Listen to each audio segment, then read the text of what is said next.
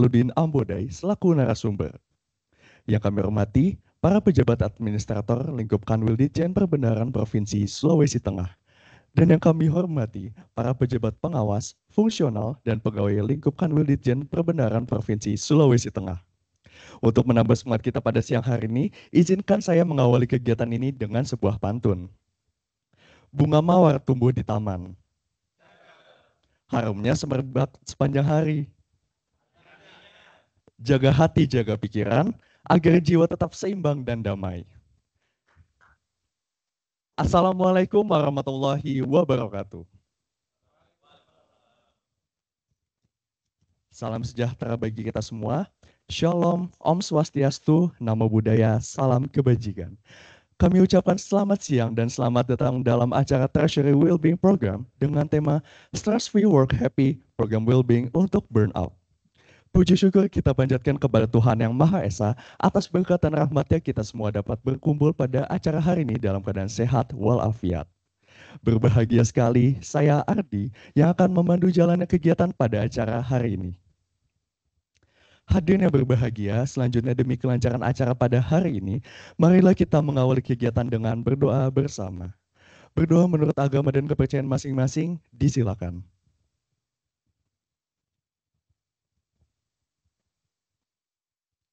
Berdoa dicukupkan.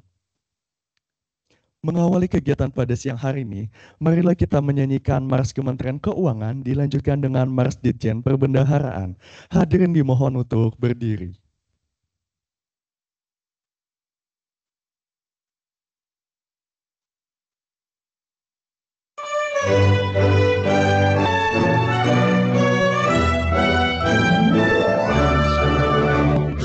Kementerian Keuangan Republik Indonesia, pengelola keuangan negara, berdiri teguh bersatu padu demi kemakmuran negeriku.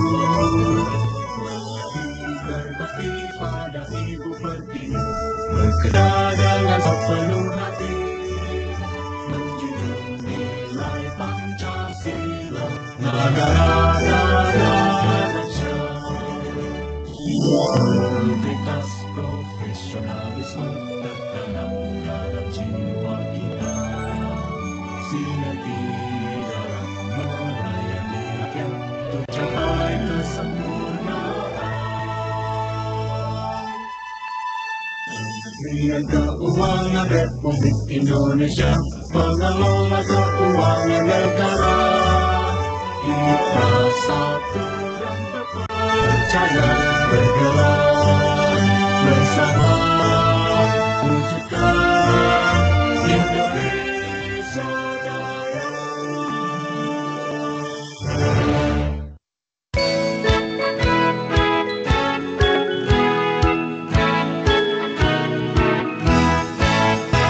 Jadi kesana Ibu Pertiwi, rapi yang sejati, menjaga makna bumi negeri, itulah tugas kami. Bersiap di seluruh buana, seruan taruna gagah, berbagi kisah sejarah bangsa dalam jiwa yang megah. Gerak melangkah bekerja sungguh, sing-singkan larangan bajuku, bersatu padu alam berpeluh, melayani tiada berkeluh, berdaya guna dalam bekerja, berkarya sungguh nyata, berbaik dalam kancah dunia, Ditjen Perbendaharaan Jaya. Hadirin disilakan untuk duduk kembali. Membuka kegiatan pada siang hari ini, marilah kita dengarkan opening speech sekaligus arahan yang akan disampaikan oleh Kepala Kantor Wilayah Ditjen Perbendaharaan Provinsi Sulawesi Tengah, Bapak Yuni Wibawa. Kepada Bapak Yuni, kami silakan. Baik, terima kasih Suara saya bisa terdengar dengan baik, Pak Mas MC. Siap terdengar dengan jelas Pak Yuni. Baik, terima kasih. Assalamualaikum warahmatullahi wabarakatuh. Salam sejahtera untuk kita semua. Shalom, Om Swastiastu, Namo Buddhaya, salam kebajikan. Yang saya hormati Bapak Jamaluddin Ambodai, trainer, motivator, sekaligus Kepala KPPN Jakarta 1. Luar biasa kalau bicara KPPN Jakarta 1, tentunya load-nya luar biasa nih Pak Jamal. Ini terima kasih waktu terbaiknya buat kami nih Pak Jamal. Yang saya hormati para pejabat administrator, kepala KPPN, pejabat pengawas dan fungsional di lingkup Sulawesi Tengah, dan tentunya seluruh staf di Sulawesi Tengah dan para peserta Trisuri Wellbeing Program yang saya banggakan.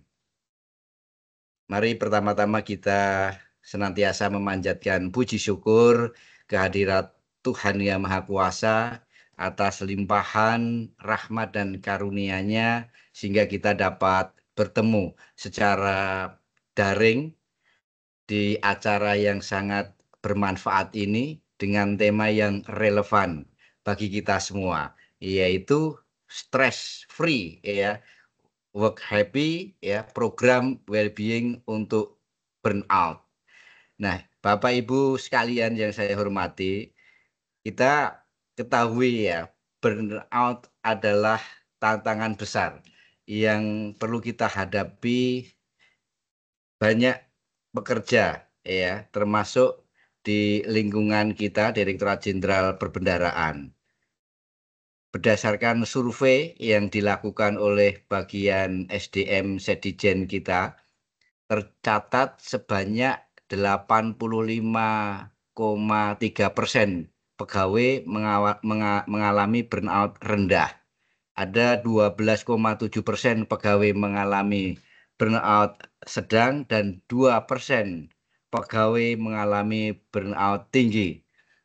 Dari pegawai yang mengalami burnout tinggi ya, sebanyak 89 responden itu mengaku mengalami burnout karena burnout pribadi dan 86% terkait pekerjaan. Nah, rekan-rekan semua, Bapak Ibu sekalian, sebelum hasil survei itu dirilis disampaikan ya, kita jadi tahu ya.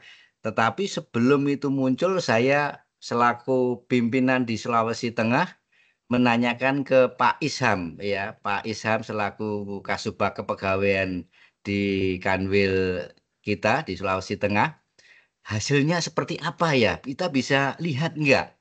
Karena saya sangat memberikan perhatian nih, pengen banget tahu nih hasilnya kayak apa pegawai kita. Ya, itu contoh ya bagaimana menyikapi sesuatu yang ya memang harus peduli, kita harus tahu gitu ya. Nah, alhamdulillah waktu berjalan dan ada informasi seperti ini. Nah, tentunya uh, kita terus harus mengambil langkah-langkah ya, seperti apa yang harus kita lakukan. Nah, data tadi tentunya menunjukkan bahwa burnout tidak hanya terjadi karena tekanan pekerjaan, tetapi juga pola kerja yang tidak seimbang, yang pada akhirnya mempengaruhi kesehatan mental, produktivitas, dan kualitas hidup. Nah, makanya saya membuka gitu ya ruang untuk teman-teman semua. Nah, ini sharing di Kanwil dan tentunya para kepala KPPN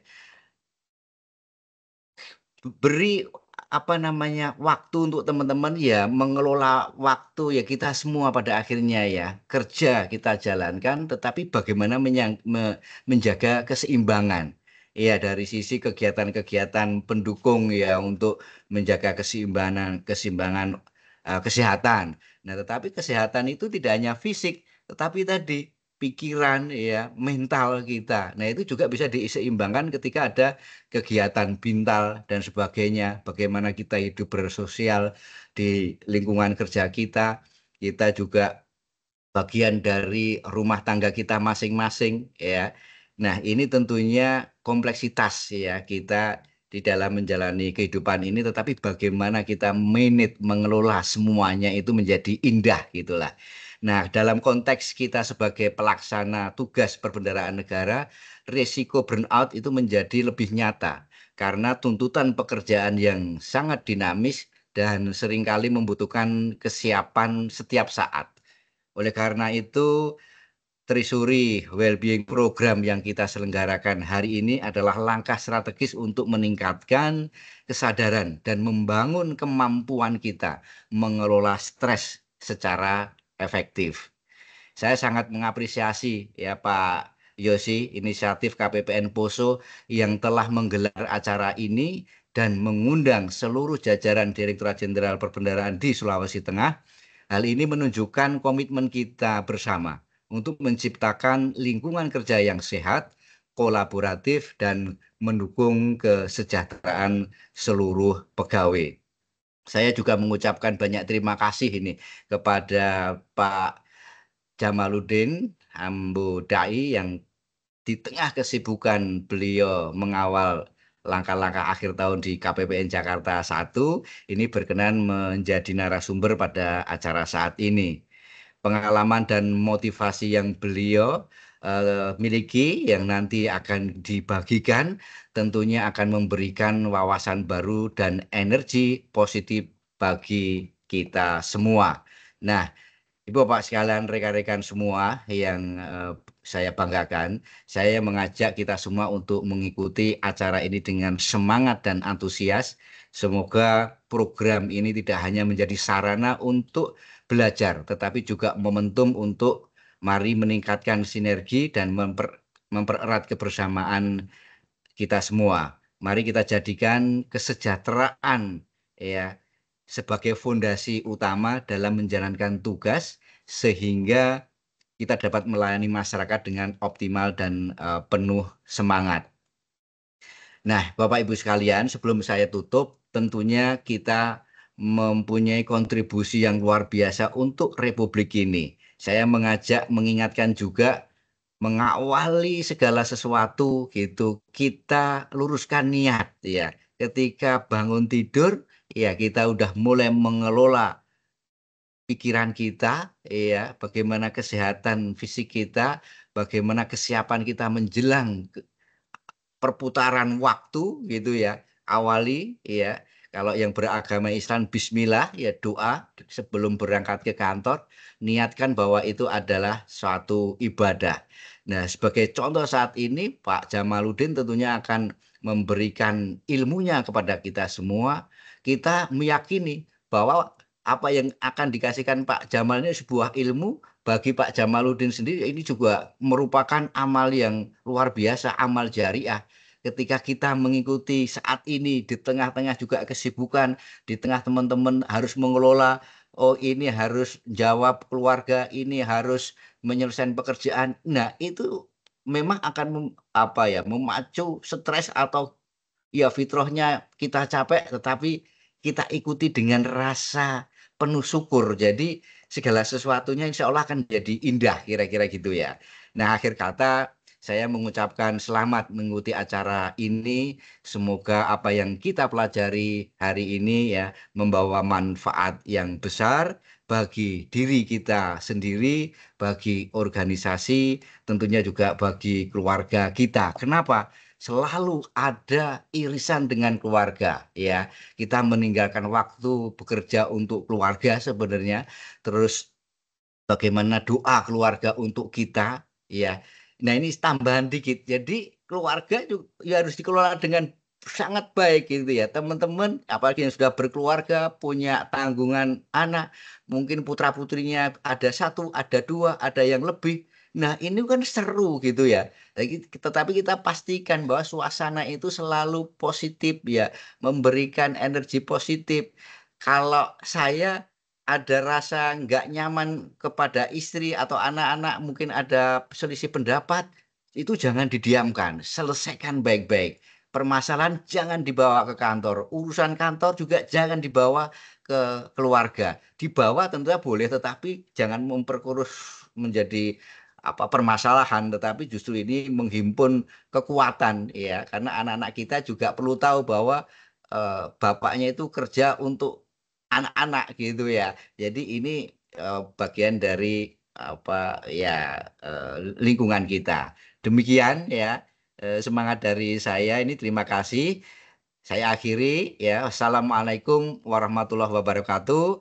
Salam sejahtera untuk kita semua. Shalom, Om Swastiastu, Namo Buddhaya, Rahayu. Demikian, terima kasih. Saya kembalikan ke MC. Terima kasih semuanya. Terima kasih kami ucapkan kepada Kepala Kanwil DJPB Provinsi Sulawesi Tengah, Bapak Yuni Wibawa, atas opening speech sekaligus arahan yang telah disampaikan. Mari kita beri tepuk tangan yang meriah. Selanjutnya, untuk mendokumentasikan kegiatan yang luar biasa pada siang hari ini, akan dilakukan foto bersama. Kami silakan kepada Bapak Ibu untuk bisa mengatur posisi yang nyaman dan mempersiapkan senyum terbaiknya. Kepada tim dokumentasi dimohon untuk dapat mengambil posisi. Saya izin untuk memandu, dimulai dengan gaya formal terlebih dahulu. 1, 2, 3. Dilanjutkan dengan gaya interest, Bapak dan Ibu. 1, 2, 3. Dan terakhir dengan gaya bebas beserta senyum terbaiknya. 1, 2, 3. Baik, kami ucapkan terima kasih kepada Bapak Ibu hadirin. Selanjutnya kita akan memasuki acara utama, yaitu seminar motivasi yang akan disampaikan oleh trainer dan motivator handal sekaligus Kepala KPPN Jakarta 1, yaitu Bapak Jamaluddin Ambodai. Kepada Bapak Jamal kami silakan. Terima kasih Mas MC. Izin konfirmasi apakah suara saya cukup jelas terdengar? Dengar dengan jelas Pak Jamal. Baik, terima kasih. Assalamualaikum warahmatullahi wabarakatuh. Selamat siang, salam sejahtera untuk kita semua yang sangat saya hormati, senior, panutan, Bapak Kakanwil Dirjen Perbendaharaan Provinsi Sulawesi Tengah, Bapak Yuni Wibawa. Yang saya hormati para pejabat administrator, baik yang di Kanwil, juga di seluruh KPPN, khususnya Sohibul Bait, Bapak Yosi Rizal Adianto, Kepala KPPN Poso, juga para pejabat pengawas, pejabat fungsional, dan seluruh pegawai lingkup Kanwil DJPB Provinsi Sulawesi Tengah yang berbahagia siang hari ini.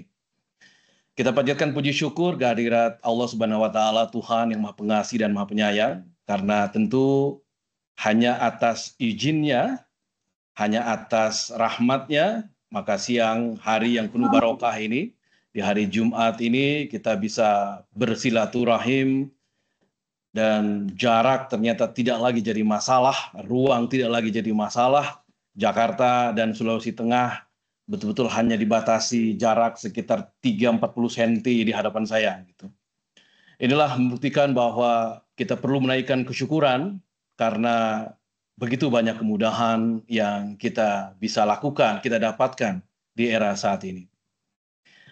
Bapak Ibu yang saya hormati, yang kedua, saya ingin menyampaikan rasa hormat saya kepada Bapak Kakanwil, Bapak Kepala KPPN Poso, yang telah memberikan kehormatan, memberikan panggung kepada saya di siang ini, di tengah-tengah tentu kesibukan kita bersama mengawal LLAT dan dengan tantangan masing-masing. Jadi kalau tadi Pak Kanwil menyampaikan bagaimana volume kerja di KPPN Jakarta 1 dengan satker strategis, ya salah satunya RI1, RI2, dan juga ada satker-satker Kementerian Luar Negeri, perwakilan. Jadi kami ini izin Pak Kanwil untuk memberikan gambaran kepada teman-teman bahwa KPPN Jakarta 1 sering disebut sebagai KPPN internasional.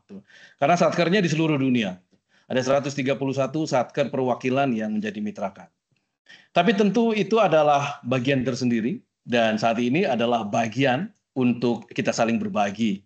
saling ya Bapak Ibu ya, saling. Jadi tidak hanya nanti akan dari saya, tentu juga saya akan mendapatkan banyak hal dari Bapak Ibu, dari respon yang Bapak Ibu berikan, dan sebagaimana tadi yang Bapak Kakandul sampaikan, kita saling memberikan motivasi tentu. Baik, mari kita mulai. Waktu saya 1 jam, dan banyak yang mengatakan bahwa hidup ini tidak seindah kata-kata motivator, gitu ya. Untungnya, ada untungnya saya tidak murni motivator karena saya juga kepala KPPN, gitu, pegawai Kementerian Keuangan. Jadi saya masih kalau ada seperti itu, saya akan pakai baju kepala KPPN. Kalau ada kalimat-kalimat seperti itu. Dan mudah-mudahan ini tidak berbasis teori semata, ya, tapi juga karena sebagai pelaku, sebagai subjek yang juga menjalani banyak peristiwa, banyak perjalanan hidup, sehingga mudah-mudahan juga tidak hanya sebatas pada meluncurnya kata-kata gitu ya, tetapi juga adalah bagian dari perasaan karena pernah mengalami.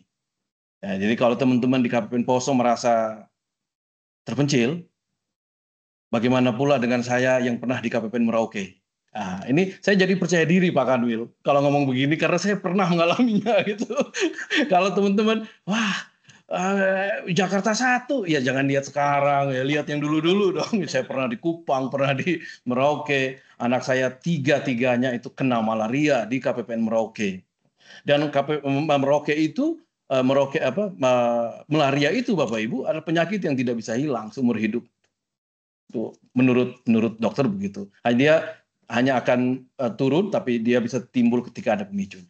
Tapi itu adalah bagian cerita yang merupakan penyemangat, dan mudah-mudahan ini bisa menjadi semangat bagi kita semua bahwa Bapak Ibu, kalaupun ada yang mengalami burnout, baik kecil, sedang, atau berat, tenang, Bapak Ibu tidak sendiri. Banyak yang pernah mengalami itu dan berhasil keluar dan menyikapi itu dengan positif. Saya izin share screen untuk kita segera memulai.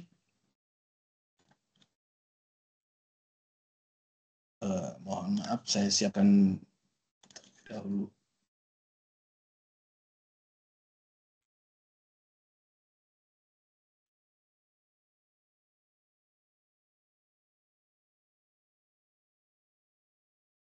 Mohon izin, apa sudah terlihat di layar? Siap, sudah terlihat Pak. Oke, terima kasih. Oh ya, saya juga lupa menyapa MC secara khusus ini. Saya karena juga adalah seorang MC, saya sangat appreciate terhadap MC yang kualitasnya bagus. Mohon izin Pak Kakanul, ini salah satu MC yang menurut saya suaranya juga sangat broadcaster voice gitu ya. Karena ini gimana membesarkan ini. Geser. Saya padahal tadi sudah latihan sama Mas Budi.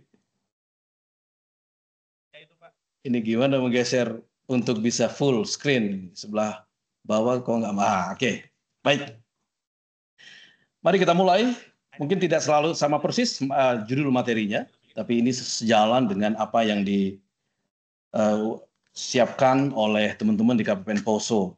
Karena kalau segalanya bisa kita sikapi dengan bahagia, mudah-mudahan segala urusan yang memberatkan itu bisa kita jalani dengan enjoy. Gitu. Kami di KPPN Jakarta 1 juga mengusung prinsip happiness at work. Gitu. Jadi bekerjalah dalam kebahagiaan, dan tempat bekerja itu harus dijadikan tempat yang bahagia. Dan itu tidak hanya berpengaruh terhadap pribadi masing-masing, tentu juga akan berpengaruh pada kinerja dari organisasi itu. Bapak Ibu, mari kita mulai dengan sebuah kisah tentang sang penebang pohon. Dikisahkan ada seorang penebang pohon yang profesinya itu adalah menebang pohon. Setiap hari dia ke hutan menebang pohon untuk dikumpulkan kayu-kayunya, dan nanti kayu-kayu yang terkumpul itu akan dijual. Nah, di minggu pertama, dia berhasil menebang 10 batang pohon yang cukup besar. Minggu kedua, turun menjadi 8. Minggu ketiga, turun menjadi 6. Turun. Dan pada minggu keempat, dia merasa atau menyadari bahwa ada sesuatu yang salah ini. Ada sesuatu yang tidak seharusnya terjadi. Kenapa produktivitasnya menurun? Dari 10 turun menjadi sampai mungkin tinggal 2 batang yang dia mampu hasilkan. Padahal dia bekerja di waktu yang sama, dia berangkat bekerja di jam yang sama, dengan semangat yang sama, dengan alat yang sama, dengan cara yang sama. Kenapa bisa berbeda hasilnya? Maka dia datang ke gurunya, lalu menceritakan kepada gurunya, "Guru, saya ingin bertanya padamu, saya ingin minta nasihatmu, apa yang terjadi dengan saya? Saya sudah bekerja dengan tenaga yang sama, dengan penuh semangat, dengan waktu yang sama, tapi kenapa hasilnya selalu menurun? Pohon yang berhasil saya tebang selalu turun jumlahnya." Guru dengan bijaknya kemudian balik bertanya, "Wahai anakku, justru aku ingin bertanya padamu, kapan engkau terakhir kali mengasah kapakmu?" "Oh, sudah lama, Guru. Sudah ketika pertama kali saya akan menebang pohon itu." Lalu sang guru mengatakan, "Disinilah masalahnya. Engkau sibuk bekerja dengan cara yang sama, engkau sibuk bekerja dengan waktu yang sama, tapi engkau lupa mengasah kapakmu." Maka kawan-kawan, apa yang kita lakukan saat ini, mudah-mudahan adalah bagian dari cara kita mengasah kapak kita. Kita berhenti sejenak dari aktivitas yang rutin kita lakukan, dan kita mengasah kapak kita. Setelah mengasah kapak kita, kita akan terlahir dengan kapak yang lebih tajam. Dan itu akan berpengaruh terhadap produktivitas kita. Mudah-mudahan selepas dari kegiatan ini, semakin bersemangat kita menghadapi berbagai tantangan, berbagai kesempatan, berbagai kenikmatan bekerja. Dan itu tentu tidak akan ada yang sia-sia. Baik, apa yang akan saya dapatkan? Mungkin itu pertanyaan yang kawan-kawan muncul dalam benak kawan-kawan. Karena waktunya hanya 1 jam, hari ini hanya akan ada 2 materi yang saya bawakan. Yang pertama, dengan materi dengan judul Seni Menata Bahagia ini, kita akan lihat pilar bahagia. Sebenarnya bahagia itu apa sih unsur-unsurnya gitu ya? Apa yang membuat orang itu bahagia? Dan apakah itu sesuatu yang sulit kita dapatkan, atau akan sangat tidak mungkin kita dapatkan, atau justru ada di sekitar kita? Tapi kita tidak menyadari bahwa bahagia itu ada di sekitar kita. Sekali lagi, ketika kita bahagia, maka segala sesuatu yang memberatkan, segala tantangan yang kita hadapi, insya Allah akan relatif mudah kita hadapi. Maka kita akan lihat nanti apa saja pilar bahagia. Nah, sebagai bocoran, 1 di antara 5 pilar bahagia itu adalah emosi positif atau positive emotion. Dan ada 10 emosi positif yang menjadi ciri orang yang bahagia atau menjadi sumber bahagia. Mudah-mudahan kita memiliki semua ini secara maksimal, tapi kalau tidak, ayo kita mulai peka terhadap keadaan sekitar sehingga kita bisa menggali emosi-emosi positif ini sebagai basis, sebagai salah satu pilar utama dari bahagia itu. Itu cukup 2 materi, dan kawan-kawan sebagian besar mungkin belum mengenal dengan baik. Saya sebagai trainer public speaking juga, sebagai aliran punya mazhab yang semacam template bahwa seorang public speaker itu wajib hukumnya memperkenalkan diri. Ya. Maka mohon izin saya memperkenalkan diri. Sekali lagi, saya Jamaluddin Ambodai sebagai Kepala KPPN Jakarta 1. Tentu siang hari ini tidak murni sebagai Kepala KPPN, tapi justru mungkin lebih banyak sebagai karir saya di luar pegawai Kementerian Keuangan. Jadi saya juga berprofesi sebagai MC, TV presenter, public speaking trainer, dan motivator sebagaimana tadi disampaikan. Dan juga saya memiliki sertifikat sebagai Certified Digital Speaker. Jadi kalau gelar itu mestinya saya bisa pakai tuh CDS, CDS, tapi nggak itu bagi saya ilmunya yang lebih penting. Mungkin sedikit memberikan gambaran, saya mendapat kehormatan juga untuk mengisi di beberapa institusi di Bank Indonesia, ya, beberapa kegiatan di Bank Indonesia, ada 4 atau 5 kali ya di Bank Indonesia di berbagai kota, termasuk di Jakarta. Ini Labuan Bajo dari BI Pusat, BI Jakarta waktu itu, dan di OJK. Jadi kalau kawan-kawan KPPN sering mengundang bank untuk ngisi tentang service excellence, Nah, saya 2016 saya juga mengisi training Service Excellence di OJK. Nah, jadi ada keseimbangan gitu ya. KPPN ngundang bank, OJK ngundang orang Kanwil Bengkulu saat itu. Ini beberapa bank berkegiatan ya. Di Pertamina juga, di Perhubungan, di BPJS Kesehatan. Saya cepat-cepat aja. Beberapa kali di BPJS Kesehatan, juga di Pegadaian, TVRI, kantor KPP, cukup banyak kegiatan yang saya ikuti di sana, di pemerintah daerah, juga di media, BPS, ya ini di Kementerian Agama, juga di ya ada beberapa kegiatan juga, termasuk ngajar di Magelang, di Balai Diklat Kepemimpinan Magelang untuk public speaking. Ini beberapa kegiatan, termasuk di Sekretariat Ditjen Pajak, ya, kantor pusat Ditjen Pajak. Kemudian ini di Direktorat Pelaksanaan Anggaran, beberapa waktu yang lalu saya juga mengisi di BP2MI, yang sekarang Menteri Perlindungan Pekerja Migran Indonesia adalah putra Sulawesi Tengah, lahir di Donggala, sampai tamat SMA di Palu, Bapak Abdul Qadir Karding, dan itu tentu jadi kebanggaan Sulawesi Tengah. Saya juga menyiar di TVRI sejak dari Gorontalo, Bengkulu, dan NTT. Dan basic saya adalah penyiar radio. Dan penyiar radio inilah yang membawa saya menjadi MC dan sebagainya, termasuk menjadi motivator karena saya menyukai hal-hal yang bersifat psikologi dan motivasi. Ya, ini beberapa clipping ya, media untuk terkait dengan saya. Baik, mari kita mulai kawan-kawan. Apa yang menjadi pilar bahagia? Ada 5 pilar bahagia. Ini saya buka semua langsung. Jadi kalau kita singkat, pilar bahagia itu adalah PERMA. Untuk memudahkan kita mengingat apa sih yang membuat orang bahagia, itu adalah PERMA. Sekali lagi, kalau kita punya rasa bahagia ini, mudah-mudahan burnout itu bisa teratasi. Jadi kalau yang parah mungkin perlu terapi dan sebagainya, tapi dengan memiliki rasa bahagia ini, mudah-mudahan itu bisa menjadi bagian untuk mengurangi ya, kadar dari burnout itu. Positive emotion. Nanti kita akan secara khusus mendalami apa saja 10 positive emotion sebagai pilar bahagia. Kemudian engagement. Engagement itu apa ya, kedekatan, dan kita betul-betul menyatu dengan apa yang kita hadapi. Jadi kalau Pak Kanwil tadi sampaikan, kalau kita di kantor ya benar-benar kita itu menyatu dengan apa yang kita kerjakan. Ketika kita dengan keluarga, kita menyatu dengan keluarga. Dua-duanya sama penting. Dua-duanya sama-sama penting. Engagement. Orang yang bahagia itu ketika dia bisa menyatu dengan apa yang dihadapinya. Kemudian relationship. Lagi-lagi apa yang disampaikan Pak Kanwil tadi benar. Bagaimana kita menjaga relationship kita, baik antara anak sebagai anak kepada orang tua, sebagai orang tua kepada anak, sebagai pimpinan kepada bawahan, sesama peer kepada bawahan, dan sebagainya.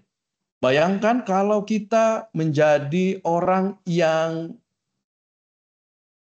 biang dari situasi relationship yang tidak baik gitu. Betapa tersiksanya hidup ini. Ya, kecuali ada orang tertentu yang memang dia menikmati hal-hal seperti itu. Jadi ketika orang itu memiliki relationship yang baik, dia akan bahagia. Itu merupakan bibit-bibit atau bahkan pilar-pilar bahagia. Lalu yang keempat adalah meaning. Orang yang bahagia itu orang yang merasa atau memang dia meyakini bahwa dia memiliki peran. Dia memiliki arti. Dia memiliki sesuatu yang memberdayakan orang. Dia punya peran dalam tercapainya sesuatu. Dan kita sebagai orang Kementerian Keuangan akan sangat rugi besar kalau tidak merasa punya meaning. Bayangkan Bapak Ibu, semua APBN yang beredar di Sulawesi Tengah, masing-masing KPPN, itu nggak mungkin terjadi kalau tidak melalui Bapak Ibu, melalui kawan-kawan sekalian. Itu meaningnya itu. Itu baru dari sisi itu ya, belum hari yang lain. Maka gali apa yang menjadi meaning dari setiap orang, dari kita, masing-masing kita. Kalau kita miliki itu, maka bahagia ada di tangan kita. Lalu yang kelima adalah achievement, capaian, prestasi. Prestasi tidak selalu harus dengan ranking gitu ya, tidak harus dengan KPPN terbaik, kanwil terbaik, dan sebagainya. Tetapi setiap kita mampu menyelesaikan tugas, kita mampu melaksanakan tugas dengan baik, itu adalah achievement. Maka kita harus menyadari bahwa sudah banyak yang kita lakukan, sudah banyak output yang kita hasilkan, sudah banyak karya yang kita buat. Tentu tidak bermaksud untuk kita angkuh, sombong atas semua yang sudah kita lakukan, dan itu bisa berdampak pada riya dan sebagainya, tapi itu adalah bagian dari kita menghargai diri kita. Karena ada orang bijak mengatakan bahagia itu, ditanya, bahagia itu ada di mana? Ada yang menjawab di hati. Itu bisa betul, tapi menurut pendapat sang orang bijak ini, bahagia itu ada di sini, ada di pikiran. Kalau kita meyakini, kita merasakan bahwa ada sesuatu yang kita hasilkan, kita merasa diri itu berarti. Dan itulah bagian dari kebahagiaan. Itu yang pertama. Nah, sekarang masuk kita yang kedua, kawan-kawan. Satu pilar utama dari bahagia itu adalah positive emotion. Positive emotion. Nah, apa saja yang menjadi emosi positif yang merupakan bagian dari rasa bahagia itu? Mari kita mulai. Yang pertama, joy. Senang. Dia ada perasaan senang. Entah apapun penyebabnya. Ya, orang yang bahagia itu adalah orang yang senang. Ya, dia punya perasaan senang. Tapi senang yang seperti apa nih? Nah, itu pertanyaannya. Karena senang itu tidak selalu dihasilkan dari tindakan-tindakan positif. Banyak tindakan negatif itu juga menghasilkan senang. Orang yang korupsi itu ada perasaan senangnya loh. Ini menurut teori ya. Orang yang korupsi itu ada perasaan senangnya. Kenapa? Dia mendapatkan sesuatu. Dia mendapatkan uang. Maaf nih, orang yang selingkuh itu menurut literatur itu juga memiliki perasaan senang. Dia menikmati sesuatu dari hasil perselingkuhannya itu. Tapi apakah itu menyebabkan dia bahagia? Ternyata tidak. Maka senang yang dimaksud di sini adalah senang dalam kedamaian. Dia senang, tapi hatinya juga damai. Dia senang dan hatinya damai. Tapi orang yang senang karena tindakan-tindakan negatif, itu dia senang, tapi sesungguhnya hatinya tidak damai. Orang yang koruptor itu, orang yang korupsi itu, dia senang dapat uang, tapi hatinya tidak damai karena dia was-was, takut kalau ketahuan, takut kalau terungkap dan sebagainya. Orang yang selingkuh pun demikian, menurut literatur, ya. Dia tidak merasa tenang. Ya, dia senang pada saat dia menikmati itu, tapi setelah itu perasaannya tidak tenang, tidak damai. Maka bukan joy seperti itu yang merupakan unsur bahagia. Joy yang dihasilkan dari tindakan-tindakan positif. Yang kedua, bahagia itu salah satu cirinya dan salah satu mindset yang harus kita pahami betul adalah ketika ada gratitude. Orang yang bersyukur, ketika kita bersyukur, disitulah salah satu titik kebahagiaan. Bersyukur. Jadi ada ungkapan juga, kalau mau kita itu lebih sukses, maka lihat karya-karya orang yang ada di atas kita. Jadi kalau kita mau ibadah kita lebih baik misalnya, maka lihat ke atas. Lihat ke atas, lihat orang-orang yang lebih soleh, orang-orang yang lebih taat. Kalau kita mau kinerja kita lebih baik, maka lihat orang-orang yang bekerjanya lebih baik. Sebaliknya, untuk hal-hal yang bersifat harta, hal-hal yang terkait dengan kecantikan, kekayaan, kemasyhuran, dan sebagainya, jangan lihat ke atas, lihat ke bawah.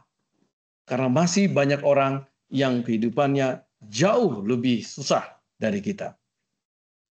Maka gali berbagai sumber yang ada di sekitar kita, kawan-kawan, untuk menaikkan rasa syukur. Kawan-kawan, saya mau cerita. anak saya ikut tes CPNS Kementerian Keuangan.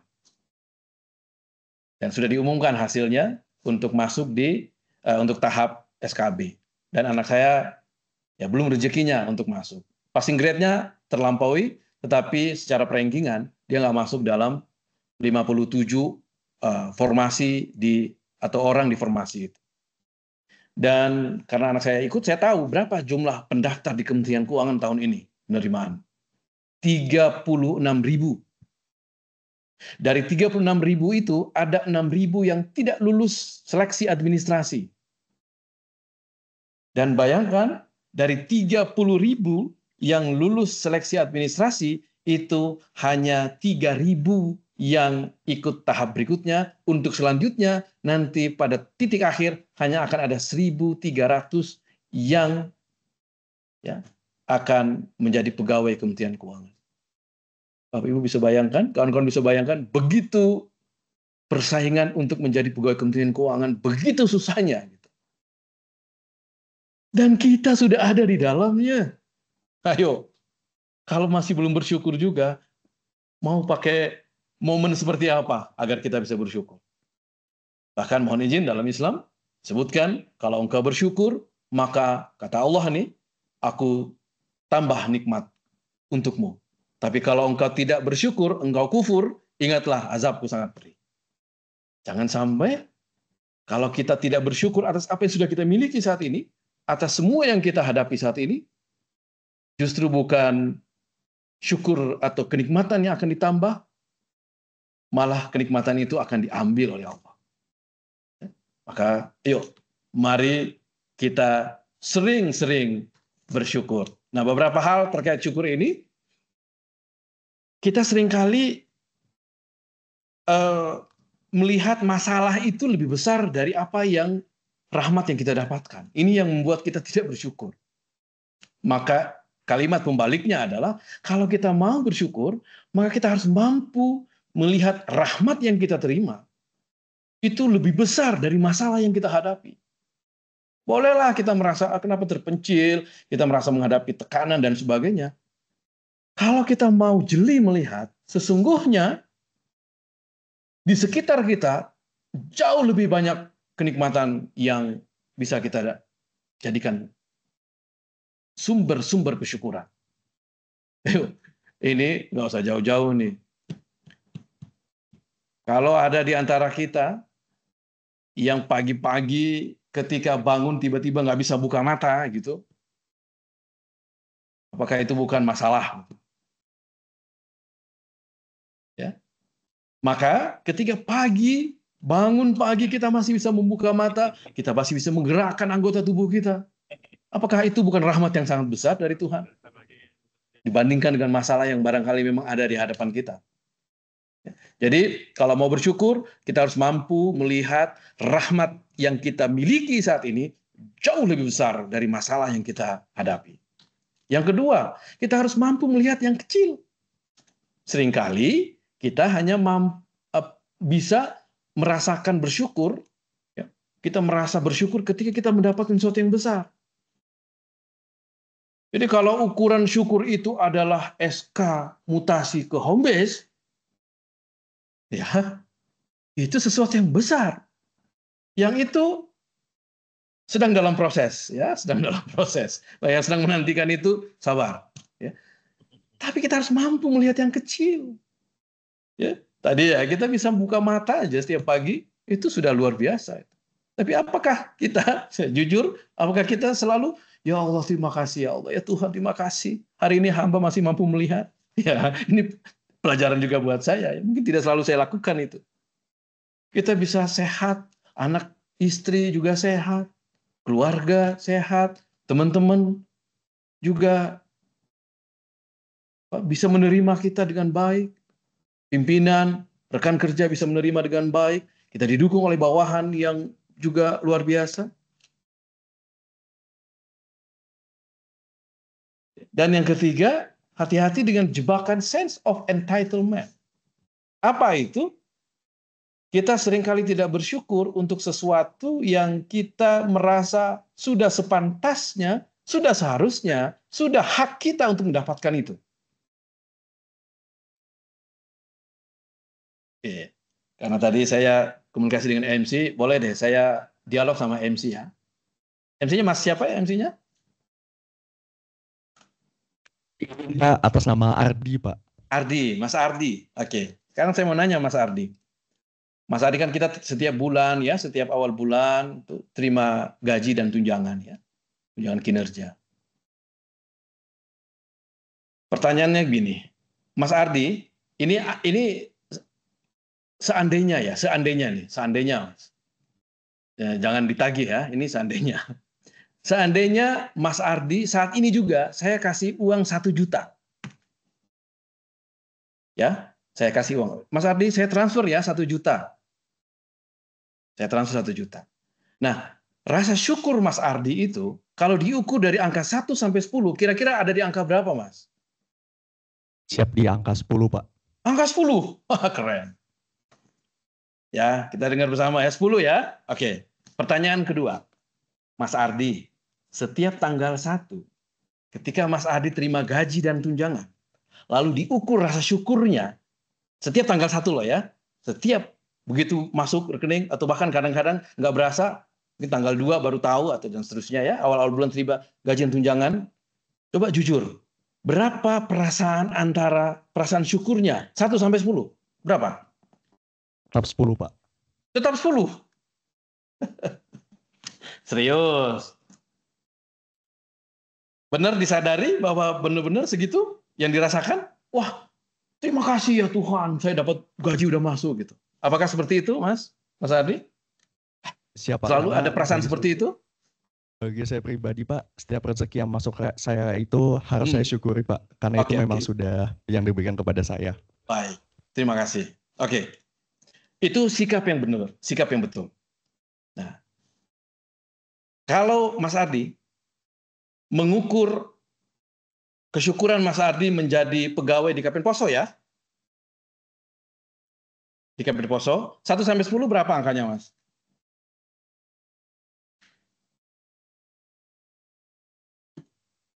Mas Ardi, 1 sampai 10 KPN Poso. Saya berusaha Sebentar. Ini mikir-mikir nih. Mikir-mikir sebentar. Realitanya, Pak. Ya, sebentar Mas Ardi ya, sebentar. Mas Ardi hati-hati menjawabnya nih. Dia memikir nih. Kalau saya bilang 10, wah bakal masih 5 tahun, 6 tahun lagi nih di Poso nih. Enggak. Berapa Mas Ardi? Kesyukuran Mas Ardi sebagai pegawai KPPN Poso? 1 sampai 10? Saya inginnya 10, namun realitanya saat ini belum mencapai 10, Pak. Berapa Mas Ardi?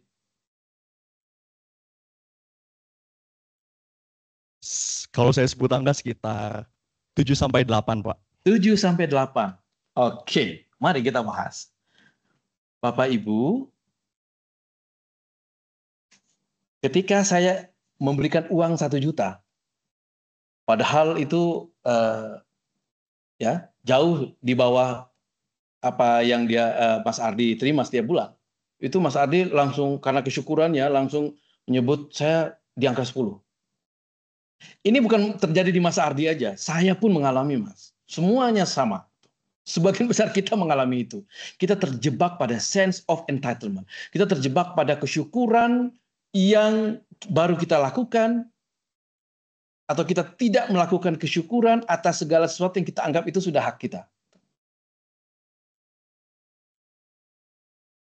Orang yang misalnya berangkat ke kantor, lalu kantor dalam keadaan bersih, rapi, tidak ada gangguan apa-apa.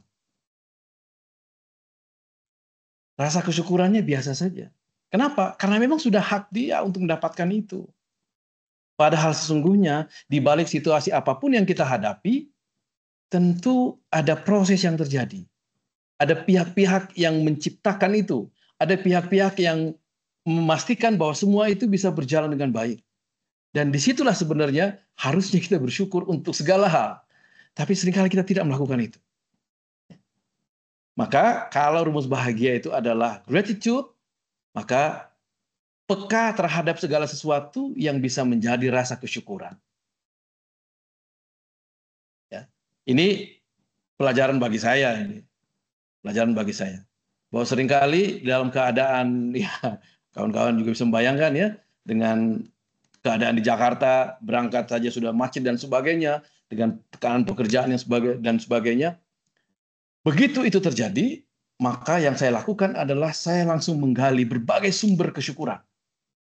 Jadi kita boleh punya satu emosi negatif, tapi kita harus imbangi dengan minimal 3 emosi positif. 3 emosi positif berhadapan dengan 1 emosi negatif. Kalau kita tidak lakukan itu, kita akan semakin terpuruk, dan burn out nanti. Oke, Mas Adi, terima kasih ya, Mas Adi. Ya. Ini nasihat diri. Saya selalu memunculkan ini dalam setiap materi saya. Dan kalimat-kalimat seperti ini bisa menjadi tamparan bagi kita. Bahwa ketika kehidupan memberimu 100 alasan,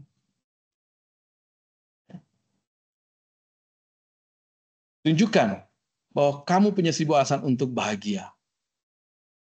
Ketika kehidupan memberimu 100 alasan untuk menangis, tunjukkan bahwa kamu punya 1000 alasan untuk bahagia. Ini bukan hanya permainan kata, kawan-kawan. Kalau mau jujur, di list semua hal-hal positif yang masing-masing kita alami di tempat kita masing-masing, itu akan sangat banyak daftarnya. Sangat banyak dibanding dengan kesusahan, kesedihan barangkali yang kita rasakan. Jadi kalau ada situasi di mana kita merasa tidak bisa mendapatkan sesuatu yang kita inginkan, lalu kita bersedih, maka bikin list apa-apa yang sudah kita miliki sekarang. Dan itu bisa jadi tidak dimiliki oleh orang lain. Ya. Ini satu lagi nasihat diri.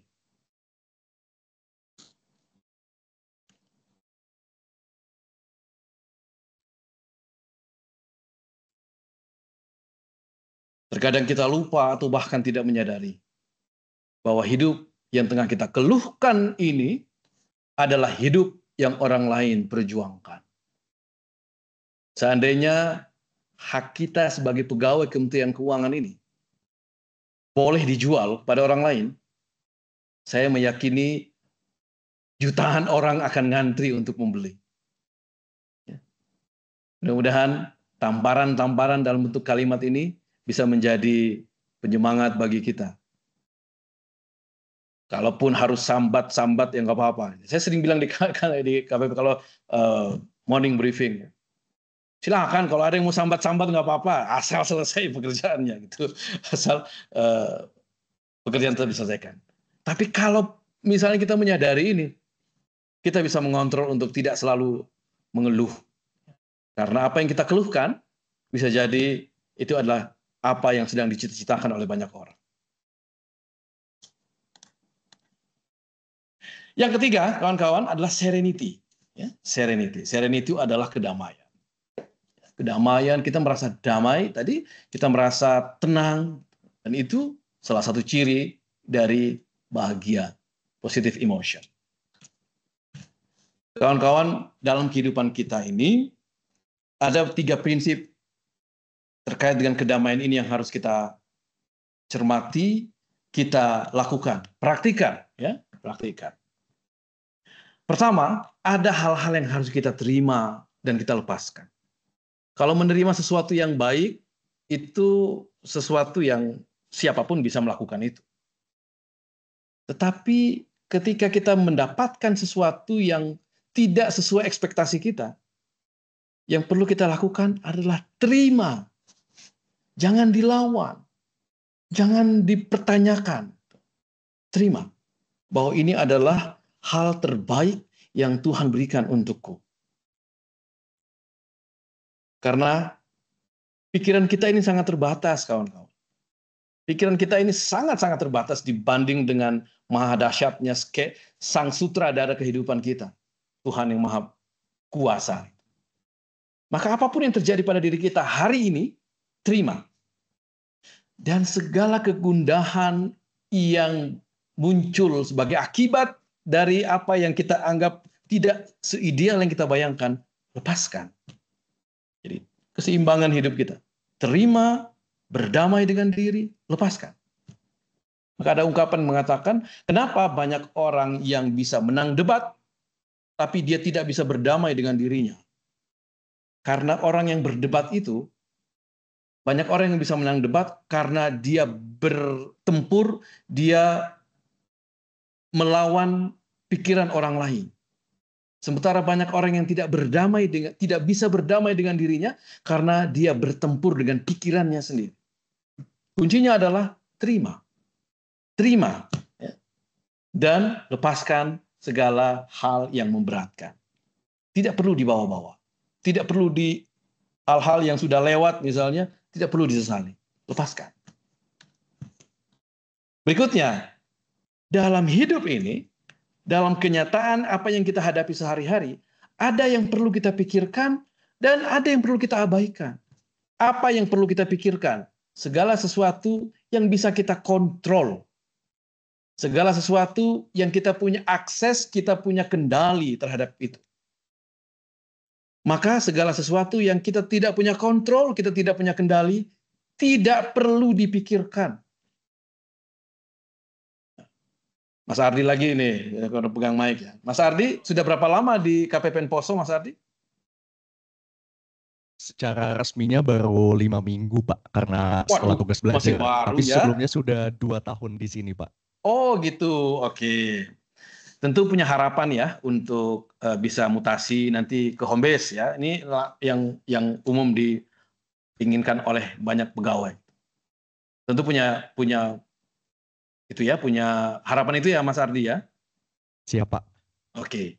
Nah, pertanyaannya, untuk bisa pindah ke home base, Mas Ardi punya kendali nggak?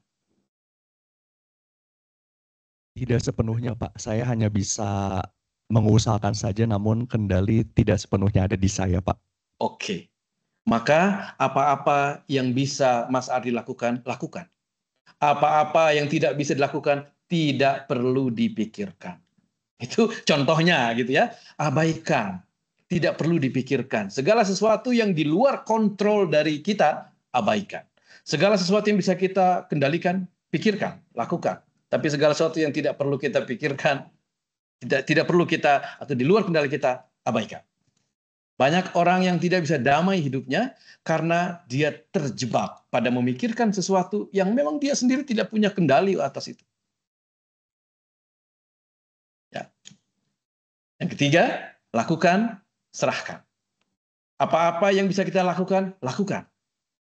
Dan setelah itu, serahkan keputusannya kepada Sang Pemutus yang sangat hebat.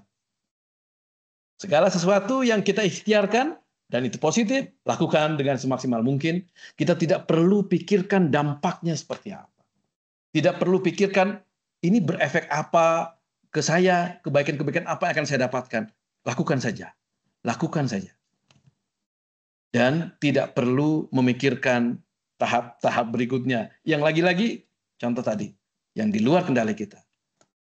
Dan ini sudah masuk ke arah spiritual. Ya. Serahkan keputusan terbaik ada di Tuhan yang Maha Kuasa.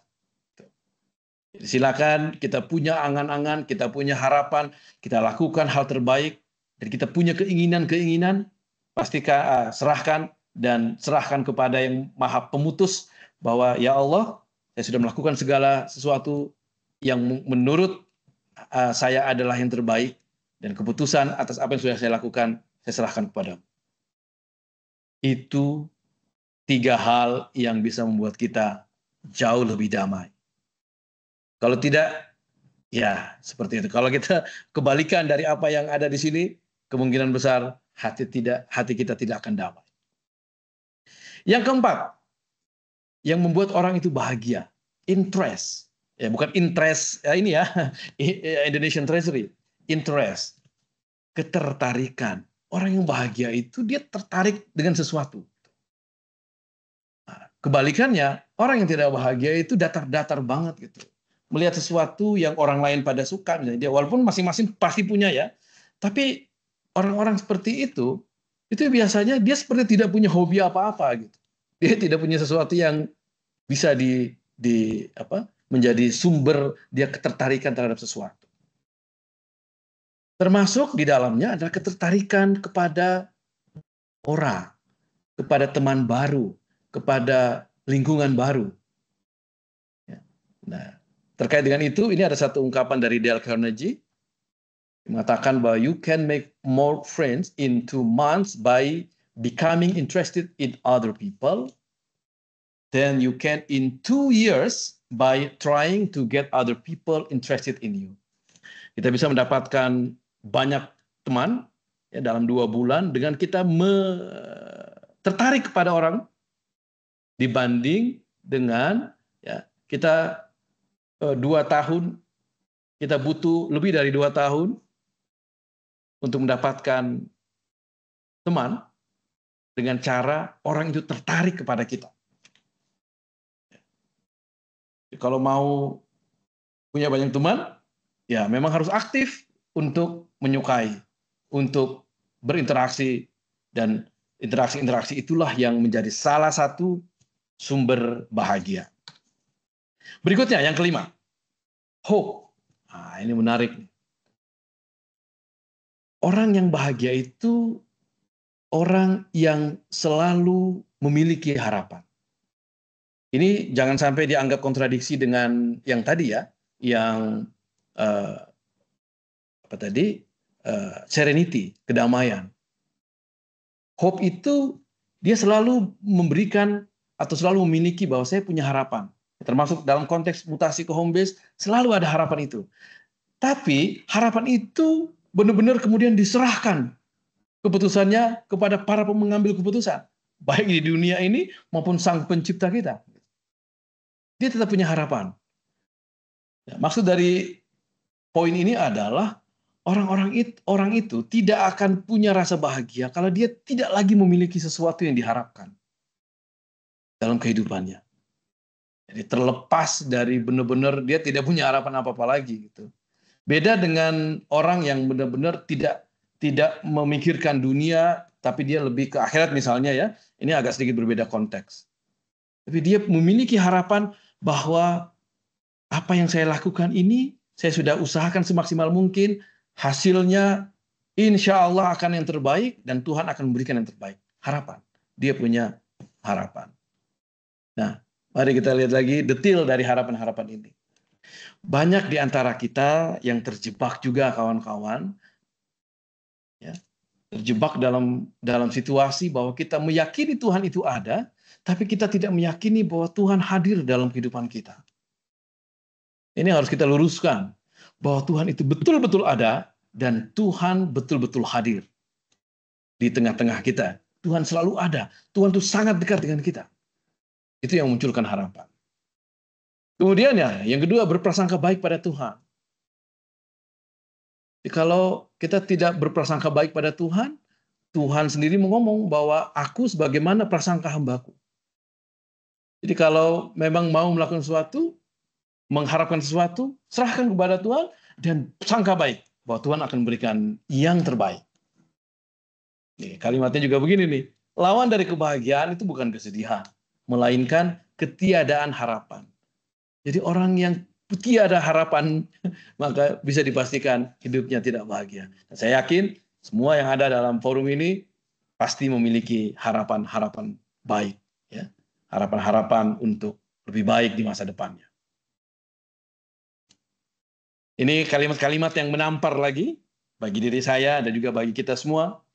Persoalan hidup itu bukan karena Tuhan menjawab tidak terhadap rencana-rencana kita, tapi seringkali karena kita sulit menjawab ya terhadap rencana-rencananya. Kalau apa yang kita hadapi saat ini, itu adalah rencana Tuhan yang direalisasikan. Kalau tidak sesuai dengan harapan kita, kembalikan ke Tuhan. Dan meyakini bahwa inilah yang terbaik. Inilah yang terbaik. Dan jangan menjawab tidak. Satu lagi, kalimat-kalimat yang menampar diri. Ketika Tuhan sudah memberimu titik, tak usah kau ubah menjadi tanda tanya. Nah, kalau sudah ditempatkan di KPPN Poso, KPPN Luwu, KPPN Palu, satu lagi apa ya? KPPN apa Mas Adi? Satu lagi ya? Toli-toli. Toli-toli, KPPN Toli-toli. Itu sudah titik. Itu adalah keputusan Tuhan. Jangan kita nambah melengkung di atas itu menjadi tanda tanya. Why me? Kenapa saya yang harus ke sini? Sementara teman seangkatan kok ke sana? Nggak usah ditanya. Itu adalah yang terbaik. Pak, tapi kan sifat naluri lumrah manusia. Oke. Kalau saya ini agak kasih dispensasi lah. Kalaupun di awal-awal ada tanda tanya, why? Oke, itu boleh di awal-awal. Tapi setelah itu, rubah why itu menjadi what. Kalau sudah ada keputusan, tiba-tiba ada muncul, why me? Kenapa saya? Kenapa di sini? Oke, tapi jangan larut dalam situasi itu.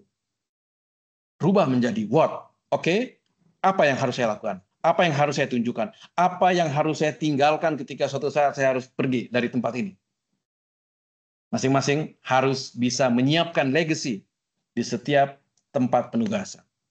Karena itu yang akan menjadi warisan seumur hidup kita. Kesempatan kita untuk meninggalkan jejak. Dan apa yang kita lakukan sejatinya tidak hilang percuma. Dia akan kembali lagi dalam bentuk yang berbeda. Keenam, pride. Kita harus memiliki pride. Makanya saya langsung pasang gambar yang, tapi ini gambar lama ya. Ini belum ada sebagian besar pemain naturalisasi. Jadi bangga, kita harus punya kebanggaan sebagai pribadi, sebagai insan Kementerian Keuangan, sebagai insan KPPN, sebagai insan Kanwil. Bangga itu akan berkorelasi positif dengan rasa bahagia. Dan saya kira tidak perlu saya uraikan satu persatu faktor-faktor apa saja yang membuat seseorang pegawai Kementerian Keuangan harus bangga. Di tengah-tengah masalah yang dihadapi, di tengah-tengah tantangan yang dihadapi, sangat banyak hal yang bisa menjadi sumber kebanggaan. Yang ketujuh adalah amusement. Orang yang bahagia itu orang yang gampang terhibur. Jadi kawan-kawan, ayo nikmati ya, apa yang saat ini ada di hadapan kita. Di setiap kota, setiap KPPN tentu ada objek wisata. Nikmati, kagumi. Ya. Banyak hal yang bisa menjadi sumber-sumber kekaguman kita, sumber-sumber hiburan kita. Jadi orang yang bahagia itu orang yang gampang terhibur. Mudah-mudahan kita juga semua yang ada di sini seperti itu. Ya sesuai dengan minat masing-masing. Ada yang hobi bola, hobi olahraga, hobi yang lain, hobi musik, film, dan sebagainya. Asal betul-betul dalam porsi yang tepat. Ya. Karena dulu saya pernah juga ngalami, ada yang jam kerja pun tetap main game. Gitu. Nah ini agak salah kaprah ini. Saya akan terhibur kalau saya melakukan ini. Betul ya. Tapi pada waktu dan tempat yang benar. Yang kedelapan, inspiration. Orang yang bahagia itu orang yang gampang terinspirasi. Di level yang lebih tinggi, dia gampang menginspirasi. Terus, sebagaimana Pak Kakanul tadi sampaikan, ini bukan hanya akan diharapkan bermanfaat bagi kawan-kawan, saya justru yang sangat bermanfaat. Karena ketika saya menginspirasi, itu kebahagiaannya itu luar biasa bagi saya. Maka begitu Mas Budi hubungi saya langsung jawab siap. Tidak ada pertimbangan apa-apa, siap dulu. Lalu saya sampaikan teknisnya seperti apa untuk bisa terjadi peristiwa hari ini. Ya. Inspiration, karena itu adalah sumber bahagia. Ini ada kalimat lagi, kalimat-kalimat yang menampar lagi, ya, nasihat diri. Tiap-tiap engkau direncanakan mulia, Tuhan tidak pernah menciptakan yang sia-sia. Maka jika ingin sampai pada kemuliaanmu, bersikaplah seperti emas. Bersiaplah untuk muncul atau ditemukan dengan digali, diruntuhkan, diayak, dipisahkan dari tanah asalmu. Kemudian ditempa dengan panas dan pukulan. Jangan terus hidup dengan kebaikan yang kau lekatkan pada lumpur kotor, yang terus membebani dan melumuri kilaumu. Jadi kalau hari ini kawan-kawan merasa dikali, diruntuhkan, diayak, dipanasi, dipukul, walaupun yang dipalu hanya dipalu ya. Dipanasi, dipukul, digali, diruntuhkan, diayak. Rubah mindset peristiwa itu bahwa ternyata saya sedang disiapkan untuk berkilau. Saya adalah emas yang sedang diruntuhkan kotorannya, sedang diayak, dipisahkan dari hal-hal yang buruk, sedang digali untuk ditemukan, lalu dipanasi untuk keluar betul-betul asli emasnya itu. Dipukul untuk dibentuk sebagai sebuah perhiasan yang indah. Sehingga pada saatnya saya tampil, saya muncul sebagai emas yang berkilau. Ya, seperti itu. Yang kesembilan adalah au. Au itu apa? Kagum. Ya. Orang yang mudah kagum itu mudah bahagia. Ini tanpa bermaksud berlebihan ya. Saya pribadi itu, mungkin kawan-kawan juga pasti udah banyak yang tahu. Kagum sekali dengan pukulan basokannya Pak Kanwil kalau main tenis. Dan itu refleks gitu ya. Refleks kalau itu terjadi, itu nggak ada komando, itu seluruh penonton yang ada itu langsung bereaksi. Itu. Orang yang mudah kagum, dan itu bahagia gitu. Wow, luar biasa. Tepuk tangan itu. Bahkan musuh pun biasanya tepuk tangan. Saya nggak berlebih-lebihan, karena saya sering melihat itu. Dan banyak hal-hal yang bisa membuat kita kagum. Pemandangan, ya, segala sesuatu. Orang yang subhanallah indah banget gitu ya. Wow, keren banget gitu. Nah, itu adalah bibit-bibit atau sumber-sumber kebahagiaan. Dan yang terakhir, ya, yang terakhir adalah love. Terakhir ini, cinta. Cinta ini tidak selalu identik dengan amor, gitu ya. Tidak selalu dengan asmara. Cinta untuk semuanya. Cinta dalam perspektif yang lebih luas. Kalau kita dalam berinteraksi diliputi dengan penuh rasa cinta, enak tuh, tenang rasanya. Ya. Cinta baik kepada keluarga, baik kepada pasangan, baik kepada anak, baik kepada orang tua dan seterusnya. Juga kepada sesama rekan kerja. Kalau kita mendahulukan atau kita menjadikan cinta sebagai salah satu landasan, indah dunia ini. Ya. Itu kawan-kawan 10 positive emotion sebagai bagian dari pilar kebahagiaan. Sejatinya ada video yang saya harus putarkan, tapi karena waktu ya, jadi saya mungkin nanti di lain kesempatan. Ini kita sampai di kesimpulan, kawan-kawan, untuk bagian akhir dari pertemuan kita. Ini adalah pilar bahagia sebagai refresh atas apa yang tadi sudah saya sampaikan. Positive emotion dari tadi 10 tadi, kemudian engagement, bagaimana kita betul-betul hadir di tempat kita berada, betul-betul kita menikmati apa yang kita hadapi. Relationship, hubungan baik, baik antara satu dengan yang lain, dalam hubungan apapun. Kemudian meaning, ya, masing-masing orang harus memiliki perasaan berarti, harus punya perasaan, punya peran, dan banyak yang dihasilkan, achievement, prestasi, menghasilkan suatu, masing-masing orang, masing-masing pegawai punya peran dalam output yang dicapai. Dan itulah yang menjadi pilar kebahagiaan. Lalu positive emotion dari joy, senang, gratitude, bersyukur, serenity, kedamaian, interest, ketertarikan, hope, harapan, pride, kebanggaan, muse, terhibur, inspiration, awe, kagum, dan love. Kawan-kawan, sebelum saya mengakhiri paparan ini, saya ingin memutarkan sebuah lagu.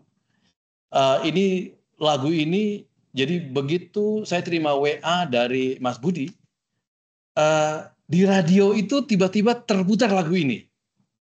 Lalu saya bilang, loh kok lagu ini pas banget ya? Lagu ini pas banget gitu. Dan hari ini saya akan memutarkan kepada kita semua, kawan-kawan yang sudah tahu lagu ini, silakan berkaraoke. Dan keren, menurut saya keren lagu ini.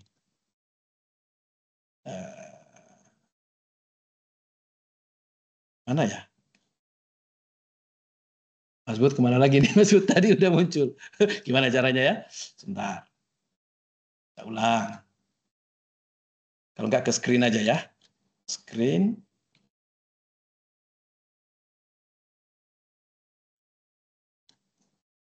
Oh ini saya Mas Budi ingin konfirmasi ini sudah keluar ya ininya materinya ya. Sudah Pak. Sudah ya. Tampilan Pak Oke. Jamal tapi belum di-share ulang Pak. Oke, kalau gitu coba saya share ulang.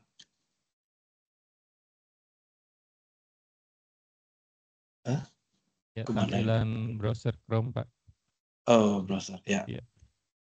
Segala sesuatu seringkali yang berjalan tidak pada situasi ideal gitu. Oke, kemudian yang Google Chrome ya. Oh, oke, Iya. sorry. Oke, Windows.